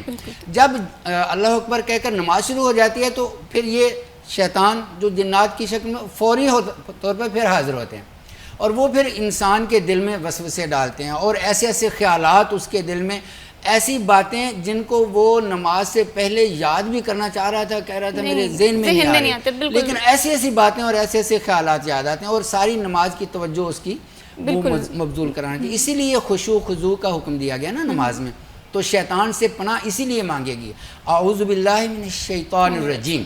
تو شیطان سے پناہ کا مطلب ہی یہ ہے کہ اللہ ہمیں ان کے شر سے بچائے۔ بے شک۔ تو اس لیے شیطان جو ہے وہ جنوں کی چونکہ اکثریت جو ہے وہ ان کو شیاطین کا اللہ رب العزت نے کہا ہے، یہ ابلیس جو تھا اس کو جب اللہ رب العزت نے کہا کہ میں نے تمہیں حکم دیا تھا کہ سجدہ کرو، چونکہ اس وقت یہ فرشتوں میں شامل تھے، رہتے زمین میں تھے لیکن اس وقت آسمان پہ جانے پہ پابندی نہیں تھی، یعنی فرشتے جنات مکس تھے، تو اس وقت ابلیس یہ بہت زیادہ عبادت گزار تھا، یہ فرشتوں میں تھا، تو جب اللہ نے حکم دیا تو سارے فرشتے سجدے میں گر گئے، کیونکہ وہ تو اللہ کے حکم کے پابند ہیں، اور یہ جنوں میں تھا۔ اللہ نے قرآن میں کہا ہے وَقَانَ مِنَ الْجِنِّ، یہ جنوں میں تھا، اس نے اپنے رب کے حکم کی نافرمانی کی۔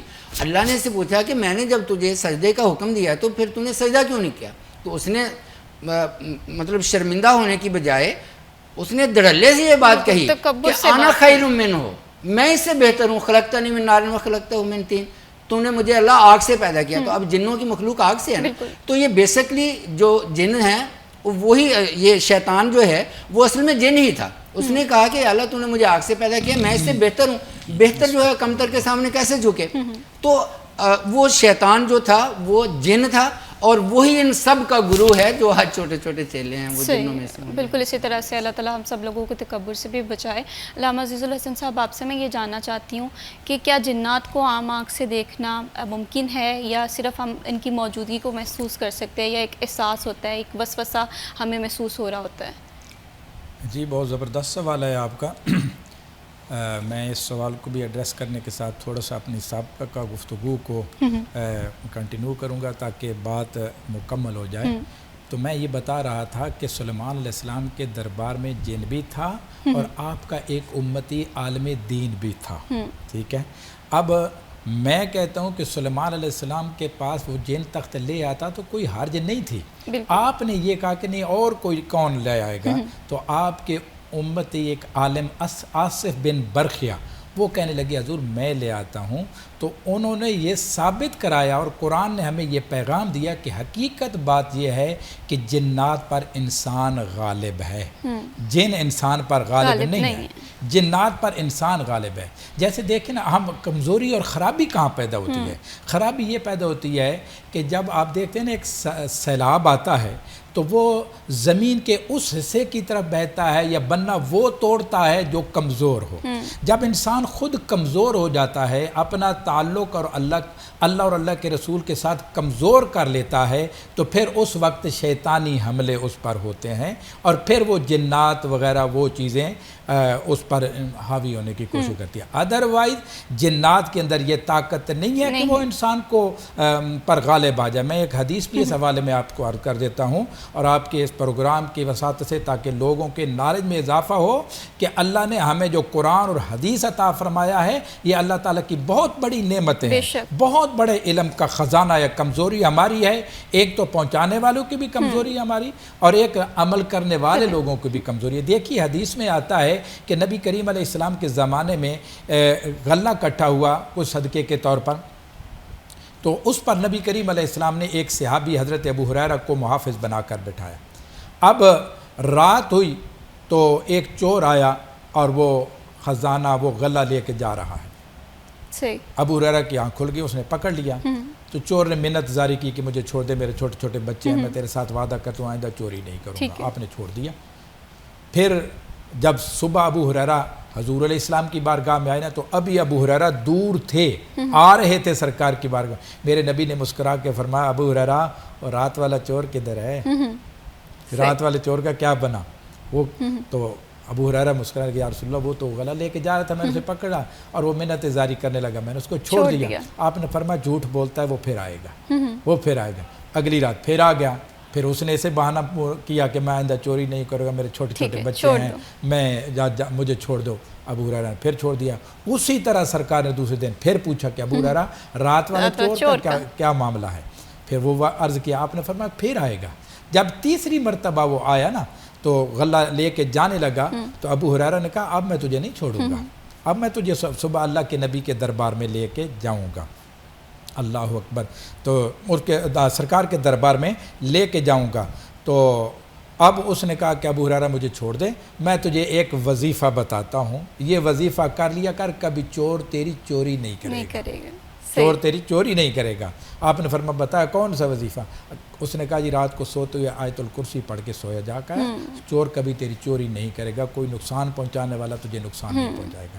ابو ہریرہ نے اس کو چھوڑ دیا۔ جب صبح سرکار کے بارگاہ میں آیا تو سرکار نے پھر پوچھا تو عرض کیا یا رسول اللہ وہ تو اس طرح مجھے یہ وظیفہ بتا گیا ہے، اس کے بدلے میں نے اس کو چھوڑ دیا۔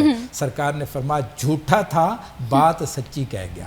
جھوٹا تھا، وہ بھی شیطان تھا، گویا وہ بھی جنات میں سے، جیسے قرآن جب واضح کہہ رہا ہے کہ شیطان جنات میں سے ہے تو جنات اور شیطان ایک ہی چیز ہیں، 19-20 کا کوئی فرق ہو سکتا ہے انہی میں سے۔ تو لہٰذا میرا پیغام قوم کو یہ ہے آپ کے پروگرام کے ذریعے کہ جنات بے شک بہت زیادہ ہیں، ہماری سوچ سے بھی زیادہ ان کی تخلیق ہے، سوچ سے بھی زیادہ۔ کوئی جگہ ایسی نہیں ہے جہاں یہ نہ ہو، یہ مکان یہ وہ یہ تو کہیں کوئی ظاہر ہو جاتے ہیں تھوڑا بہت تو پھر وہ لوگ اس پہ جو ہے ڈرنا شروع ہو جاتے ہیں۔ دائیں بائیں ہر طرف انسان کے موجود ہوتے ہیں، لیکن یہ انسان کو نقصان نہیں پہنچا سکتے بشرطے کہ انسان خود کامل انسان کا اپنا ایمان مضبوط ہونا چاہیے۔ دوسرا اب آپ کا سوال وہ کہ کیا یہ نظر آ سکتے ہیں؟ ہاں جی یہ نظر آ سکتے ہیں، لیکن وہ کسی بھی شکل میں، ٹھیک ہے، وہ انسان کی شکل میں بھی آ سکتے ہیں، وہ کسی حیوان کی شکل میں بھی آ سکتے ہیں، اور حشرات الارض کی شکل میں بھی آ سکتے ہیں۔ بہت بلکہ بزرگوں کے میں نے خود تو نہیں دیکھے، ہمارے والد محترم اور والدہ محترمہ بتاتی تھی، بڑے بڑے بھائی بھی وہ بھی انتقال فرما گئے، وہ بھی بتاتے تھے کہ ان کو پیچھے سے چھوٹے چھوٹے لڑکے سے بونے سے کھڑے ہو کر پتھر مارے انہوں نے باقاعدہ، تو آپ کو فلاں چیز نے بچا لیا ورنہ ہم نے آپ کو، یہ ڈراتے ہیں، دور سے ڈراتے ہیں خود انسان کو، لیکن حقیقت میں یہ خود ڈرتے ہیں۔ جب یہ ڈراتے ہیں اور بندہ ڈر جائے نا تو پھر وہ بندے پر غالب آنے کی کوشش کرتے ہیں۔ صحیح، بالکل۔ تو یہ ہماری کمزوری کی وجہ سے کہ ہم اپنے اعمال میں، ہم اللہ اور اللہ کے رسول کے ساتھ تعلق میں کمزور جب ہو جاتے ہیں تو پھر یہ ہم پہ حاوی آتے ہیں۔ اور یہ ان کا بہترین حال یہ ہے، بہترین حال یہ ہے، یہ میرے پاس کئی لوگ بچے بچیاں جی ہمیں رات کو خواب آتا ہے، ڈر آتا ہے جی، کوئی چڑے نظر آتی ہے۔ میں نے کہا آپ سوتے کیا ہیں؟ جب سوتے ہیں تو ہمارے ہاتھوں میں موبائل ہوتا ہے، طرح طرح کی شیطانی چیزیں تو ہم موبائل میں دیکھ رہتے ہیں، وہی ہمارے خواب بن کے ہمیں بتا رہے تھے اور ہماری تباہی اور بربادی ہو رہی تھی۔ بالکل اسی طرح سے ہمیں ہمارے اعمال میں تھوڑا سوچنے کی ضرورت ہے، اور جب انسان کا ایمان مضبوط ہوتا ہے تو انسان جو ہے وہ اشرف المخلوقات ہوتا ہے۔ فردر بھی ہم بات کریں گے اس موضوع پہ، لیکن وقت ہوا جی بریک کا۔ اسٹے ود اس۔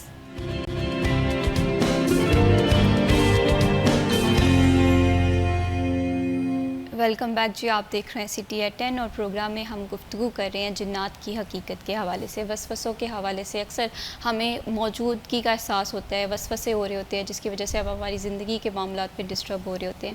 یہاں پر علامہ صاحب آپ سے میں یہ جاننا چاہتی ہوں، جس طرح سے ہم بریک پہ جانے سے پہلے بات کر رہے تھے کیا جنات کو عام آنکھ سے دیکھنا ممکن ہے؟ اسی طرح سے جو گھر ویران ہوتے ہیں یا ویرانے والی جگہ ہوتی ہے اور ایسے مکان میں لوگ شفٹ ہو رہے ہوتے ہیں تو عموماً یہ احساس پایا جاتا ہے جس کی وجہ سے لوگ اپنے گھر بھی بیچنے کو تیار ہو جاتے ہیں۔ تو اس حوالے سے آپ کیا کہیں گے، ان تمام چیزوں کو کس طرح سے ایڈریس کیا جا سکتا ہے؟ جنات ویسے تو غیر مرئی مخلوق ہیں، لیکن ان کو اللہ نے یہ صلاحیت دی ہے، یہ اللہ کی طرف سے ان کو عطا ہوئی ہے کہ وہ شکل بدل سکتے ہیں۔ یعنی ویسے تو جیسے غیر مرئی مخلوق جیسے وہ ہوا ہے، ممکن ہے یہاں جنات موجود ہوں لیکن وہ ہمیں نظر نہیں آ رہے، تو اگر وہ کوئی بھی مجسم شکل اختیار کریں گے تو پھر تو نظر آئیں گے نا۔ تو اس لیے اللہ نے ان کو یہ صلاحیت دی ہے کہ وہ جو ہے وہ کوئی بھی شکل اختیار کر سکتے ہیں۔ تو اس طرح کے بہت سارے واقعات جو ہیں بزرگوں کے ہیں، بلکہ ایسے اللہ کے نیک بندے جو اہل علم ہیں ان کے پاس باقاعدہ جنات جو ہے وہ تعلیم حاصل کرتے ہیں اور ان کے جو انسانی شاگرد ہیں، طلباء ہیں، ان میں ان کے ساتھ وہ انسانی شکل میں بیٹھ کر بھی تعلیم حاصل کرتے ہیں. اس طرح کے بہت سارے واقعات موجود ہیں. تو اس لیے اگر وہ مجسم شکل اختیار کرتے ہیں، یہی وجہ ہے کہ ایک حدیث میں اللہ کے نبی صلی اللہ علیہ وسلم نے فرمایا اگر آپ گھر میں سانپ دیکھتے ہیں تو فوری طور پہ اس کو مارنے کی بجائے نا آپ اس کو مخاطب کر کے کہیں کہ اگر تم جن ہو تو چلے جاؤ. تو اگر وہ جن شکل بدل کے آیا ہوگا تو وہ چلا جائے گا تمہارے کہنے سے، لیکن 3 بار کہیں اگر وہ نہیں جاتا تو پھر آپ اس کو ماریں. تو اس لیے جنات جو ہیں وہ کوئی بھی شکل بنا سکتے ہیں، یہ اللہ نے ان کو صلاحیت دی ہے. باقی انسان کے ساتھ تو ہر وقت ایک شیطان موجود ہوتا ہے، وہ جنوں میں سے ہی ہو سکتا ہے. تو وہ ہمزاد جس کو ہمزاد کہتے ہیں. تو نبی صلی اللہ علیہ وسلم کو جب صحابہ نے پوچھا تو آپ نے فرمایا کہ ہاں میرے ساتھ بھی تھا، لیکن اس کو اللہ نے میرے تابع کر دیا ہے. تو اس لیے جو انسان کے ساتھ وہ ہمزاد ہے وہ کسی وقت بھی انسان کو نقصان پہنچا سکتا ہے، لیکن یہ تبھی ممکن ہے جب انسان رحمان سے دور ہو، بالکل صحیح، دین اسلام سے، اس کی تعلیمات سے دور ہو. اور یہ جتنے بھی جادوگر ہیں یہ جادو حاصل کرنے کے لیے یا یہ قوت حاصل کرنے کے لیے کیا کیا پاپڑ بیلتے ہیں، یہ شیطان کی پوجا تک کرتے ہیں. اور اسی لیے اللہ کے نبی صلی اللہ علیہ وسلم نے کہا نا کہ جادو برحق ہے لیکن ہے کفر. وہ کفر اسی لیے ہے کہ جادوگر جب تک شیطان ان کو ذلیل نہیں کرتا، کیونکہ وہ انسان کا دشمن ہے اور وہ اپنا کام ان کا کام کرنے کے لیے شیطان ہی پھر کام کرتے ہیں نا، جو غلط کام کرواتے ہیں جادوگر. تو وہ اپنا کام یعنی انسانوں کا کام کرنے کے لیے یا جادوگر کے کہنے سے کوئی غلط کام کرنے کے لیے تب راضی ہوتا ہے جب وہ جادوگر شیطان کو راضی کرتا ہے. یہاں تک کہ وہ شیطان اتنا ذلیل کرتا ہے کہ وہ اپنی پوجا کرواتا ہے اور نجاست تک کھلاتا ہے اس جادوگر کو. تب جا کے وہ جادوگر بنتا ہے اور پھر اس کے پاس یہ اتنی طاقت آ جاتی ہے کہ وہ کسی کو بھی نقصان پہنچا سکتا ہے. اور وہ نقصان کیسے پہنچا سکتا ہے وہ پھر شیطان سے کہتا ہے اور شیطان اپنے چیلوں سے کہتا ہے. چونکہ اللہ نے ان کو صلاحیت دی ہوئی ہے وہ پھر بیمار بھی کر سکتے ہیں انسان کو، انسان کے مالی نقصان بھی کر سکتے ہیں. اور اس طرح کے بہت سارے واقعات موجود ہیں. ایک صحابی نے کہا یا رسول اللہ میرا کاروبار بڑا اچھا چل رہا تھا، سمجھ نہیں آئی، محنت بھی پوری کر رہا ہوں، لیکن اچانک ہی سب کچھ برباد ہو گیا. تو اللہ کے نبی صلی اللہ علیہ وسلم نے پھر ان کو باقاعدہ ایک وظیفہ بتایا. لمبی حدیث ہے، میں مختصر کرتا ہوں. جب اللہ اور صحابی رسول نے وہ وظیفہ پڑھنا شروع کیا تو چند ہی دنوں میں اللہ رب العزت نے اس کا سارا کچھ جو ہے نا وہ واپس لوٹا دیا. تو اس لیے جنات جو ہیں یہ انسانوں کو نقصان پہنچانے کی صلاحیت اللہ نے ان کو دی ہوئی ہے اور یہ انسانوں کا امتحان ہے. نقصان تب پہنچائیں گے جب انسان اللہ سے دور ہوگا. جیسے علامہ صاحب ابھی کہہ رہے تھے کہ یہ جو انسان بذات خود کمزور ہے لیکن جو اس میں طاقت ہے وہ ایمان کی طاقت ہے اور وہ اللہ اور اس کے رسول کی جو تعلیمات ہیں اس کی طاقت ہے. اور وہ طاقت اتنی طاقتور ہے کہ دنیا کی کوئی طاقت پھر اس پہ غلبہ نہیں حاصل. بالکل اسی طرح سے ہے. اور انسان کا جب ایمان کمزور ہو جاتا ہے اور میں سمجھتی ہوں تب ہماری جو سوشل ایولز ہیں یہ بھی انسان پہ حاوی ہو جاتی ہیں. تو انسان کو جتنا زیادہ ہو سکے دین اسلام سے کنیکٹ ہونا چاہیے. علامہ عزیز الحسن صاحب آپ سے میں یہ جاننا چاہتی ہوں، جنات اور جادو کا آپس میں گہرا تعلق ہوتا ہے لیکن سم ہاؤ ڈفرینٹ بھی کہا جاتا ہے، ڈفرینسیشن بھی ہوتی ہے. تو اس چیز کو آپ کس طرح سے دیکھتے ہیں؟ جی دیکھیے اس میں بھی قرآن پاک ہماری بڑی واضح رہنمائی کرتا ہے، جس میں سورہ بقرہ میں ہی حضرت سلیمان علیہ السلام کا واقعہ موجود ہے. کچھ روایات اس کی تفصیل میں ہیں، اگرچہ کہا گیا ہے کہ وہ زیادہ تر اسرائیلی روایات ہے، لیکن واقعات کو بات کو سمجھنے کے لیے یہاں عرض کر رہا ہوں کہ یہودی لوگ جو تھے وہ حضرت سلیمان علیہ السلام کو جادوگر کہتے تھے. اللہ نے ہمارے نبی صلی اللہ علیہ وسلم پر باقاعدہ قرآن پاک کی آیتیں بلکہ ایک پورا رکوع ہے سورہ بقرہ میں اس ضمن میں کہ اللہ خالق کائنات نے یہ واضح طور پر فرمایا کہ وہ سلیمان علیہ السلام جادوگر نہیں تھے، وہ کافر نہیں تھے، کیونکہ جادو کرنا کفر ہے. تو سلیمان علیہ السلام جادوگر نہیں تھے اور اس کی پوری ڈیٹیل میں بتایا گیا ہے کہ یہ جادو اتنے پاور اور اتنی طاقت کہ یہ میاں بیوی کے درمیان جدائی کر دیتا ہے. یہ قرآن ہمیں بتا رہا ہے. جب اتنی بات قرآن نے ہمیں بتا دی تو اس کا مطلب ہے بڑے سے بڑا فتنہ جو ہے اس جادو کے ذریعے جو ہے نا وہ بپا ہو سکتا ہے. ٹھیک ہے، اس کو یہ نقصان دے سکتا ہے، جس طرح علامہ صاحب نے فرمایا کہ یہ انسان کو نقصان بھی دیتے ہیں نفع بھی دے سکتے ہیں لیکن نفع کم نقصان ان کا زیادہ ہے.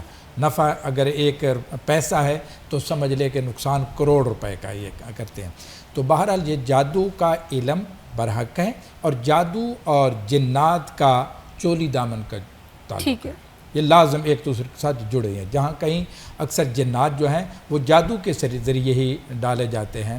اور پھر یہ جنات جو ہیں ان کے متعلق یہ بھی ہے کہ یہ آسمانوں کی طرف جا کے کچھ غیبی خبریں، کچھ ایک آدھے، بلکہ میں اس کو کہوں گا کہ اٹکل پچو یا وہ کیا کہتے ہیں جملہ، ٹیویں لگا کے کچھ چیزیں جوڑ کے یہ اپنے جادوگروں کو بتاتے ہیں. اور سلیمان علیہ السلام کے زمانے میں بھی ایسا ہوا تھا کہ اس طرح کی باتیں کوئی جوڑ جاڑ کے وہ سلیمان علیہ السلام کے زمانے میں لوگوں کو کے اندر پھیلا دیتے اور لوگوں کو اندر یہ افواہ پیدا ہوگی کہ جنات علم غیب جانتے ہیں. تو سلیمان علیہ السلام نے لوگوں کو سختی سے منع کیا کہ نہیں، کوئی جنات علم غیب نہیں جانتا. جو کہے گا کہ جنات علم غیب جانتے میں ان کا کی گردن اتار دوں گا. یہ کچھ تھوڑی بہت باتیں جانتے ہیں، زیادہ جھوٹ ساتھ ملاتے ہیں. اور پھر اس طرح اس زمانے میں بھی انہوں نے ایسا کیا تھا کہ چھوٹی چھوٹی کتابیں لکھ کے نا لوگوں کے درمیان غلط فہمی اور یہ چیزیں پہ. سلیمان علیہ السلام کے متعلق ہے کہ انہوں نے وہ ساری کتابیں ایک صندوقچے کے اندر بند کر کے اپنی کرسی کے نیچے دفن کر دی اور اوپر کرسی رکھ لی اور جہاں وہ عرصہ دراز بیٹھے رہے، کھڑے رہے. پھر آپ کے انتقال کے بعد یہ تفاسیر میں موجود ہیں چیزیں، زیادہ اتھینٹک نہیں لیکن کچھ ہیں صحیح طرح. تو بعد میں کیا ہوا کہ شیطان نے اسی طرح رہنمائی کی لوگوں کی اور ان کا کہ اس کرسی کے نیچے زمین کھودو، یہاں سے آپ کو کوئی خزانہ ملے گا. انہوں نے وہ کھودا تو وہ کتابیں ملی اور اس کے ذریعے پھر وہ اس طرح کے جادو ٹونے جو ہے یہ. اور پھر وہ یہودی جو تھے اس وجہ سے حضرت سلیمان علیہ السلام کے مخالف ہو گئے کہ سلیمان علیہ السلام جادو کرتے تھے، حالانکہ انہوں نے ان کتابوں کو دفن کیا تھا، انہوں نے تو ختم کیا تھا. تو اللہ نے بڑا واضح کہا کہ نہیں، سلیمان علیہ السلام نے جادو نہیں کیا، وہ تو کفر ہے. اور جادو جیسے علامہ صاحب فرما رہے ہیں کہ علم ہے، کوئی انکار نہیں اس کا، لیکن اس کا سیکھنا یہ سارا کچھ جائز بھی ہے. لیکن جب اس کو سیکھ کے استعمال کریں گے اس کا استعمال غالب یہی ہے کہ وہ کفر کے مطابق. اس لیے ائمہ اکرام کہتے ہیں کہ جادو سیکھنا، سکھانا، سیکھنا اس حد تک کہ اس کی معلومات یہ جائز ہے، لیکن آگے اس کو استعمال کرنا یہ کفر ہے.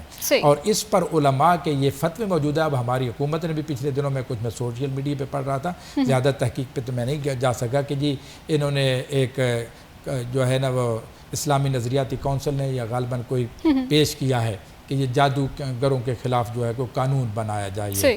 اور جس میں کوئی شک نہیں، قرآن میں یہ قانون موجود ہے کہ جو لوگ جادو کرتے ہیں اگر واضح سے ان کو جیل میں بند کر دینا چاہیے جب تک وہ توبہ نہیں کرتے، ان کو جیل سے باہر نہیں آنا چاہیے. بعد ائمہ اکرام کہتے ہیں وہ کافر ہو جاتے ہیں. ٹھیک ہے، اب یہ جادو سے بچا کیسے جائے اگر کسی پہ کالا جادو ہو گیا؟ یہ بھی بہت زبردست سوال ہے آپ کا. سب سے پہلی بات علامہ صاحب نے بار بار اس کا ذکر کیا کہ ہم نے یہ سمجھ رکھا ہے کہ آزان جو ہے نا صرف نماز کے لیے. علامہ صاحب بہت ہی خوبصورت آپ بات کر رہے ہیں اور یہ وہ والا مسئلہ ہے جو بہت سارے لوگوں کو ہوتا ہے کہ جادو سے بچا کیسے جائے. اس پہ میں آپ کا جواب بھی جاننا چاہتی ہوں، لیکن یہاں پر وقت ایک چھوٹی سی بریک کا، کہیں مت جائیے ہمارے ساتھ.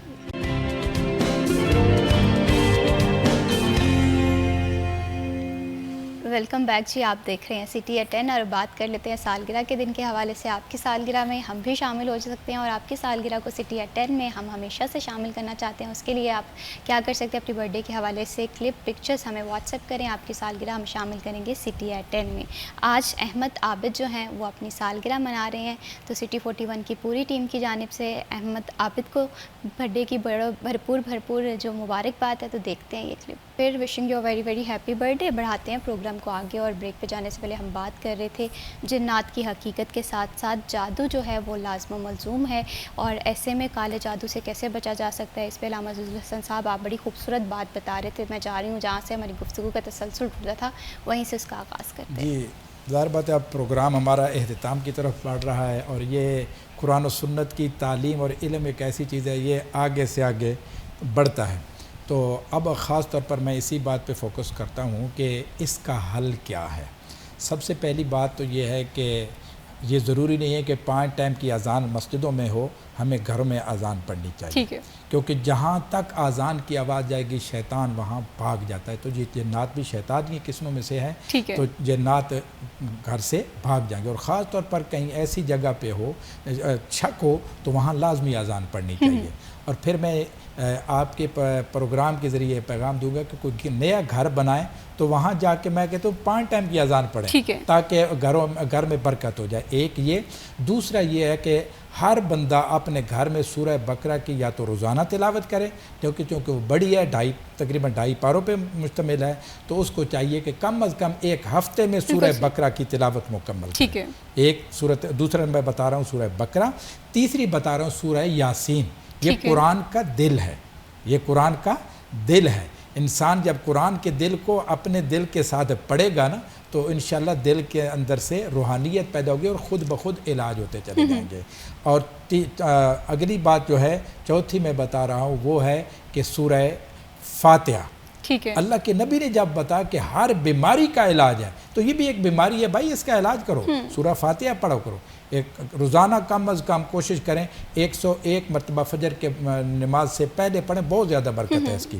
اور پھر آخری بات میں ضمن میں علامہ صاحب بھی تشریف فرمایا، پھر وہ بھی اپنا کوئی اس میں خیالات بتائیں گے۔ میں پھر حدیث کے حوالے کی طرف آؤں گا کہ یہ جادو ہمارے نبی کریم علیہ السلام پر بھی کرنے کی کوشش کی گئی، ٹھیک ہے، کہ ایک یہودی کا نام موجود ہے، لبید بن عصم غالباً نام تھا، اس نے نبی کریم علیہ السلام پر جادو کیا، اور وہ جادو کنگھی کے ذریعے، کنگھی کے بالوں کے ذریعے کیا گیا، اور وہ کنگھی کے بال جو ہے وہ دندانوں پر لپیٹ کر کے ایک کنویں میں، تو ظاہر بات ہے نبی کریم علیہ السلام وما ینطق عن الہویٰ ان ہوا الا وحی یوحیٰ، کہ ان کا تو ہر وقت اللہ کے ساتھ تعلق رابطہ، ہر مسئلے کا ادھر سے آیا، تو اللہ تعالیٰ نے یہ سورۃ الناس، فلق اور ناس اسی جادو کے ردمے کے لیے عطا کی ہیں کہ ایک ایک سورت کی ایک ایک آیت پڑھتے جائیں اور کنگھی کے دندان سے بال اتارتے جائیں۔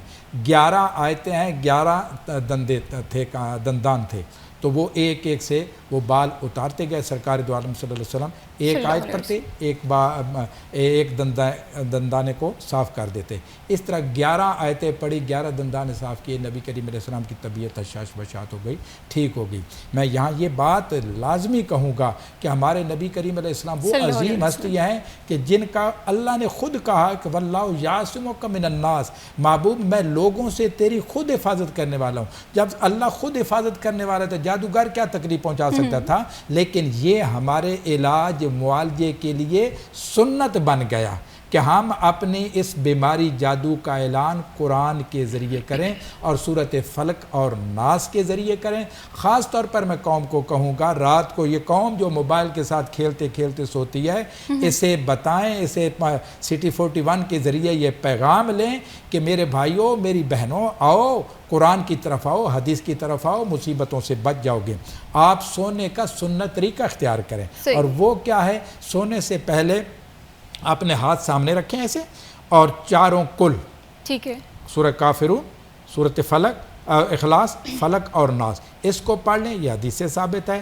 اور اضافی کے طور پر میں اب کہہ رہا ہوں کہ وہ پہلے میں حدیث کر چکا، آیت الکرسی اس میں شامل کر لیں، اول آخر درود پاک پڑھ کے اس طرح اپنے ہاتھوں کو یہ پڑھائی کر، تو یہ ہاتھ اس طرح ہتھیلی سامنے رکھیں اور اس پر پڑھ کے ہوئے آخر میں پھونک ماریں اور اپنے چہرے پر پھیریں، سر پر پھیریں، سارے جسم پر پھیریں، اور بستر کتنا ہی صاف ہے فرضی طور پر اس کو جھاڑ دیں۔ ٹھیک ہے، صحیح، یہ کر کے آپ پہلو کے دائیں پہلو کے بل سو جائیں، نہ آپ کو برے خواب آئیں گے، نہ آپ پر شیطان حملہ کرے گا، نہ آپ کو جنات ڈرائیں گے۔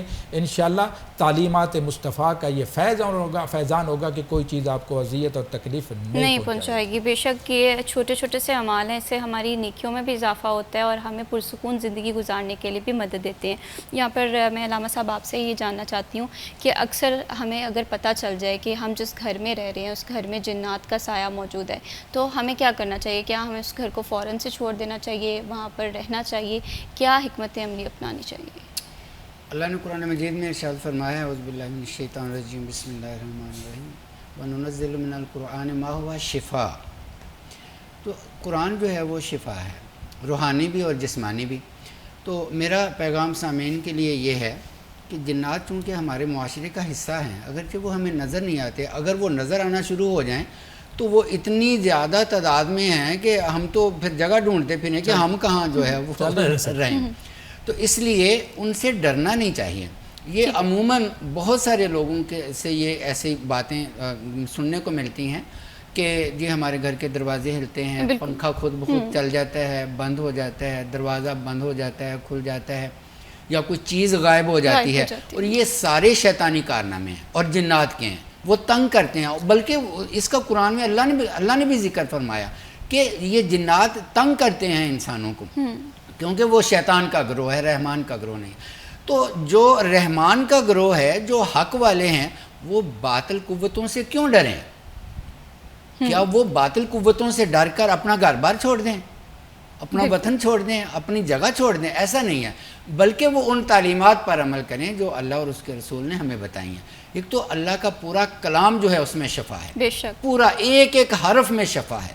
اور یہ باقاعدہ حدیث سے ثابت ہے کہ جب ایک صحابی کو وہ آ رہے تھے کسی واپس مہم سے، تو ان کو ایک بستی میں وہ گزرے تو ان کے سردار کو نا سانپ نے ڈس لیا. تو اس سے پہلے صحابہ نے کہا تھا کہ ہمیں کچھ کھانے کو دو، ہمارے پاس ختم ہو گیا، زیادہ رہا. انہوں نے انکار کر دیا. جب وہ سانپ نے ڈس لیا تو پھر وہ بھاگے آئے کہ تمہیں کوئی دم کرنے والا ہے. تو صحابی نے کہا ہاں میں کرتا ہوں. تو اس نے سورۃ فاتحہ پڑھ کر ہی دم کیا تھا. بالکل تو اللہ نے اس کو شفا دے دی. اچھا، اس لیے جس طرح یہ آخری کل ہیں اور بہت سارے وظیفے ہیں، ہمیں چاہیے کہ ہم اپنے گھر میں نماز پڑھیں، قرآن کی تلاوت کریں، اللہ کی عبادت کریں اور اللہ سے مدد مانگیں. حق کے مقابلے اللہ سے مدد مانگیں گے تو بے شک آپ بالکل ٹھیک کہہ رہے ہیں. ہمیں اپنی زندگیوں میں آسانیوں کے لیے قرآن کی تعلیمات کو عام کرنے کی ضرورت ہے. بہت شکریہ علامہ ڈاکٹر عبدالحفیظ صاحب for joining us in this programme. بہت شکریہ علامہ عزیز الحسن نعمان صاحب، آپ نے پروگرام میں ٹائم دیا. یہ تھے جی جنات سے بچنے کے، ان کے شر سے بچنے کے لیے وظائف لازمی آپ اپنی زندگی میں فالو کریں. اور اسی کے ساتھ میں ابھی شبیب کو دیجیے اجازت. اللہ حافظ.